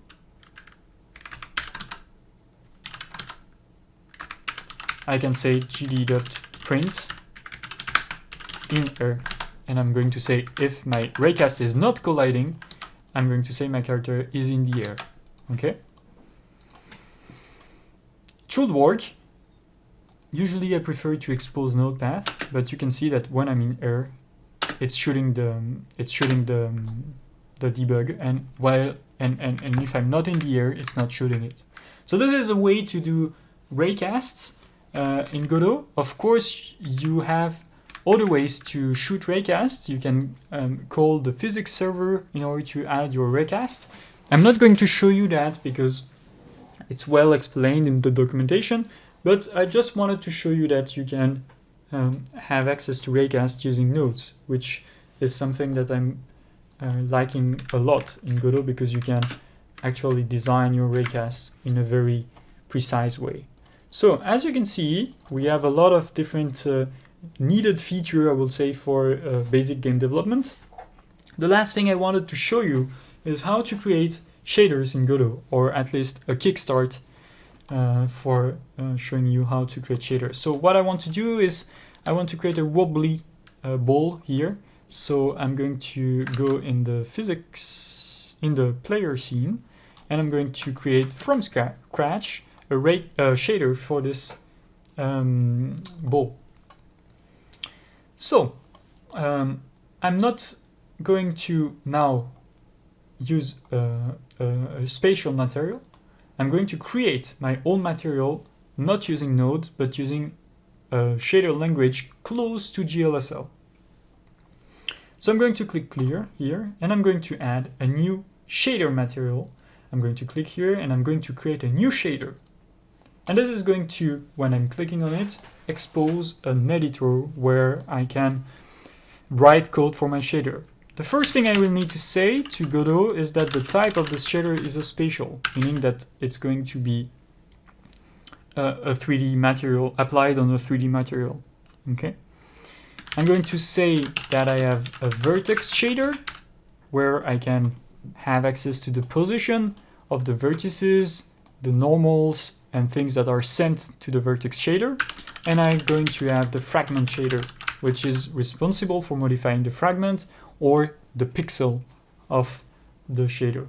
If you're not familiar with shader at all, note that I cannot explain really fast what a shader is, but basically a shader is a program that is being executed for every vertex of every vertices that are being added to the mesh, and for every pixels you have the vertex, the fragment shader that is being executed. So even though here we are seeing both shaders at once, you need to know that you have the vertex shader and the fragment shader. Okay, so in the vertex shader we are going to manipulate the vertices of the object, and the vertex is, in our case, because it's a spatial material, it's the position of the vertex, the normal of the vertex, the vertex color if we have some, the UVs, etc. And in the fragment we are going to deal with the color of the pixel of the object. Okay, so in the vertex shader what I want to do is to manipulate the vertices that are being represented. If I'm going to show you the wireframe, I want to manipulate the vertices here of the vertex of my sphere. So what I want to do is to first know how to modify those vertices. So you have a macro called vertex, a constant, sorry, that you can manipulate. And this vertex, I can, for instance, say I want to say plus equal to the normal times a value. So let's say 2.0. You will see that it will push along the normals my vertices, and this is quite cool because this is the start of something that I want. Okay. So now let's say that instead of pushing 2 units, I want to push with the sign, and I have a variable called time in Godot, and this is pushing the vertices between -1 and 1 toward the normal.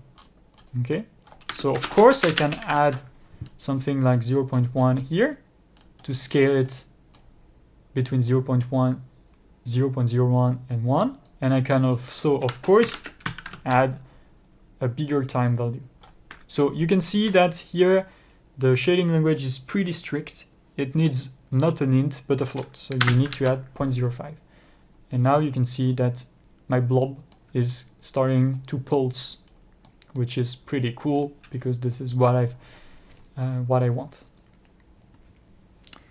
So now what I can do on top of that is I can expose those parameters using what we call uniforms. So I'm going to say uniform. This is going to be a float. This is going to be time factor, and I'm going to duplicate the time factor, the uniform, and I'm going to say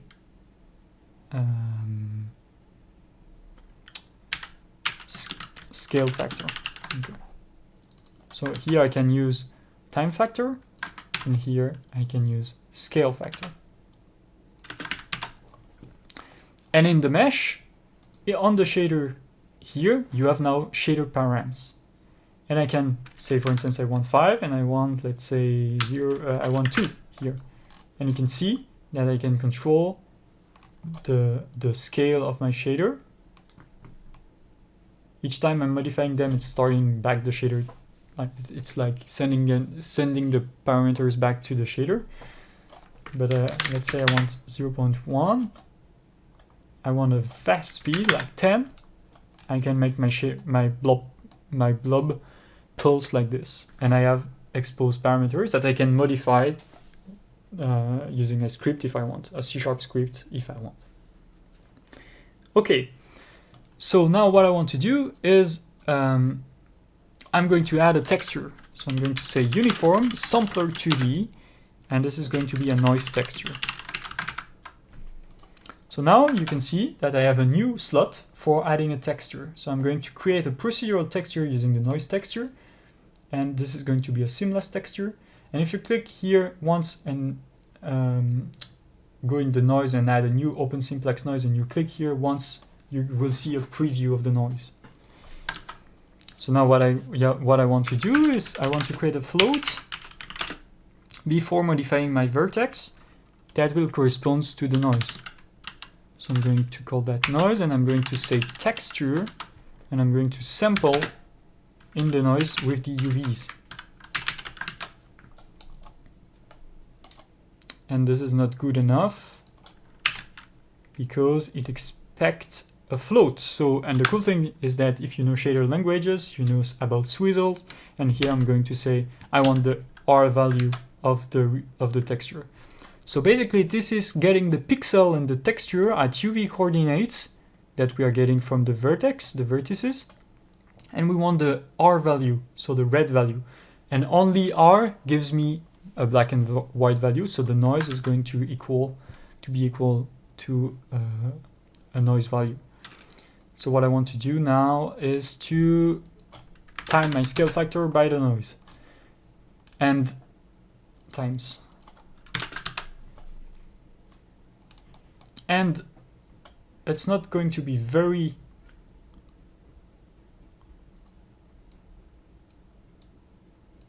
expressive here, so I'm going to scale it, and as you can see, we're starting to have a bit of noise there. But it's very, how can I say, it's very, it's not that much contrasted. So what we can do in order to do this is just, for now, the scale factor times the noise. Sorry, we're going to put it back there. Noise. So I'm going to scale down the noise to 0.5. And what we are going to do is we are going to make the UVs move with the time a bit later, but I want to tweak my noise. So you can see that if you tweak the noise, we have different effects.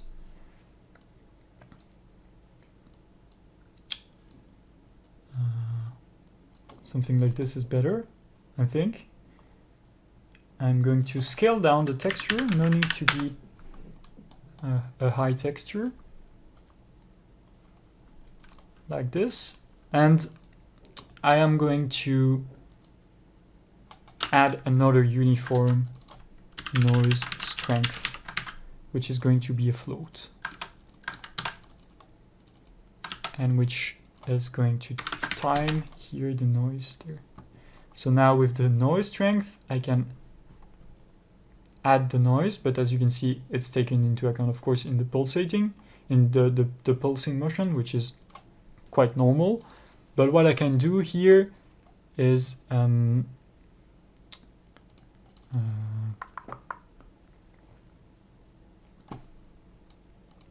I can do what we call a clamp, meaning that I don't want this value to be higher than 0.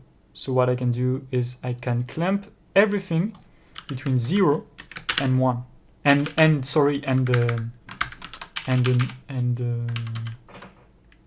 let's say 10, for instance.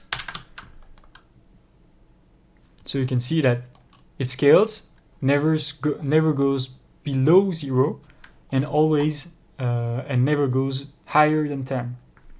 Okay, and I can also, if you want, make it higher than the noise. And now I have a parameter here that corresponds to the noise strength that will go that will explode a bit like this, and I'm pretty sure it will never go higher than this. And of course, this is just an example to show you how you can go about a shader like this. But note that while you are changing the vertices, you are not changing the normals, so you will have to change the normals. I don't want to go that far because it's not a shader course. I just wanted to show you an introduction to how you can go about making cool stuff like this using the shader language of Godot. I just want to show you that if we want to expose a color, we can also add a uniform here that that will be a vector, RGBA, vector 4. I'm going to call albedo, for instance, and I'm going to add the hint color, which will give me a color picker in the shader parameters. But albedo is a value that we want as a vector 3, so we are going to say RGB. .rgb, and you can see that now I have a picker here, and I can change the color like this, making it red again. And I can say also I want the alpha, and the alpha is stored in the A value of this vector. So this vector has a A value, and then you can see that now I have the alpha working because I'm storing it in the alpha. You also have the roughness, so I'm going to uniform float roughness. I'm going to add the roughness and say it's equal to the roughness of this material. And as you can see, the roughness is back. I can change it like this because I've passed the roughness here to the roughness of the vertex. Okay, so I think that we're going to stop there. I'm trying to think about something that I've missed. We didn't cover animation, sound, and things like this, but now that you know your way around the engine, you're pretty up and running. I think you will be able to work fine, or at least to start in projects, and the rest of your journey, I will say, will be on the Godot forums, on the Discord, in the community, in the documentation, which is really well written, I think, because you always have examples, you often have examples.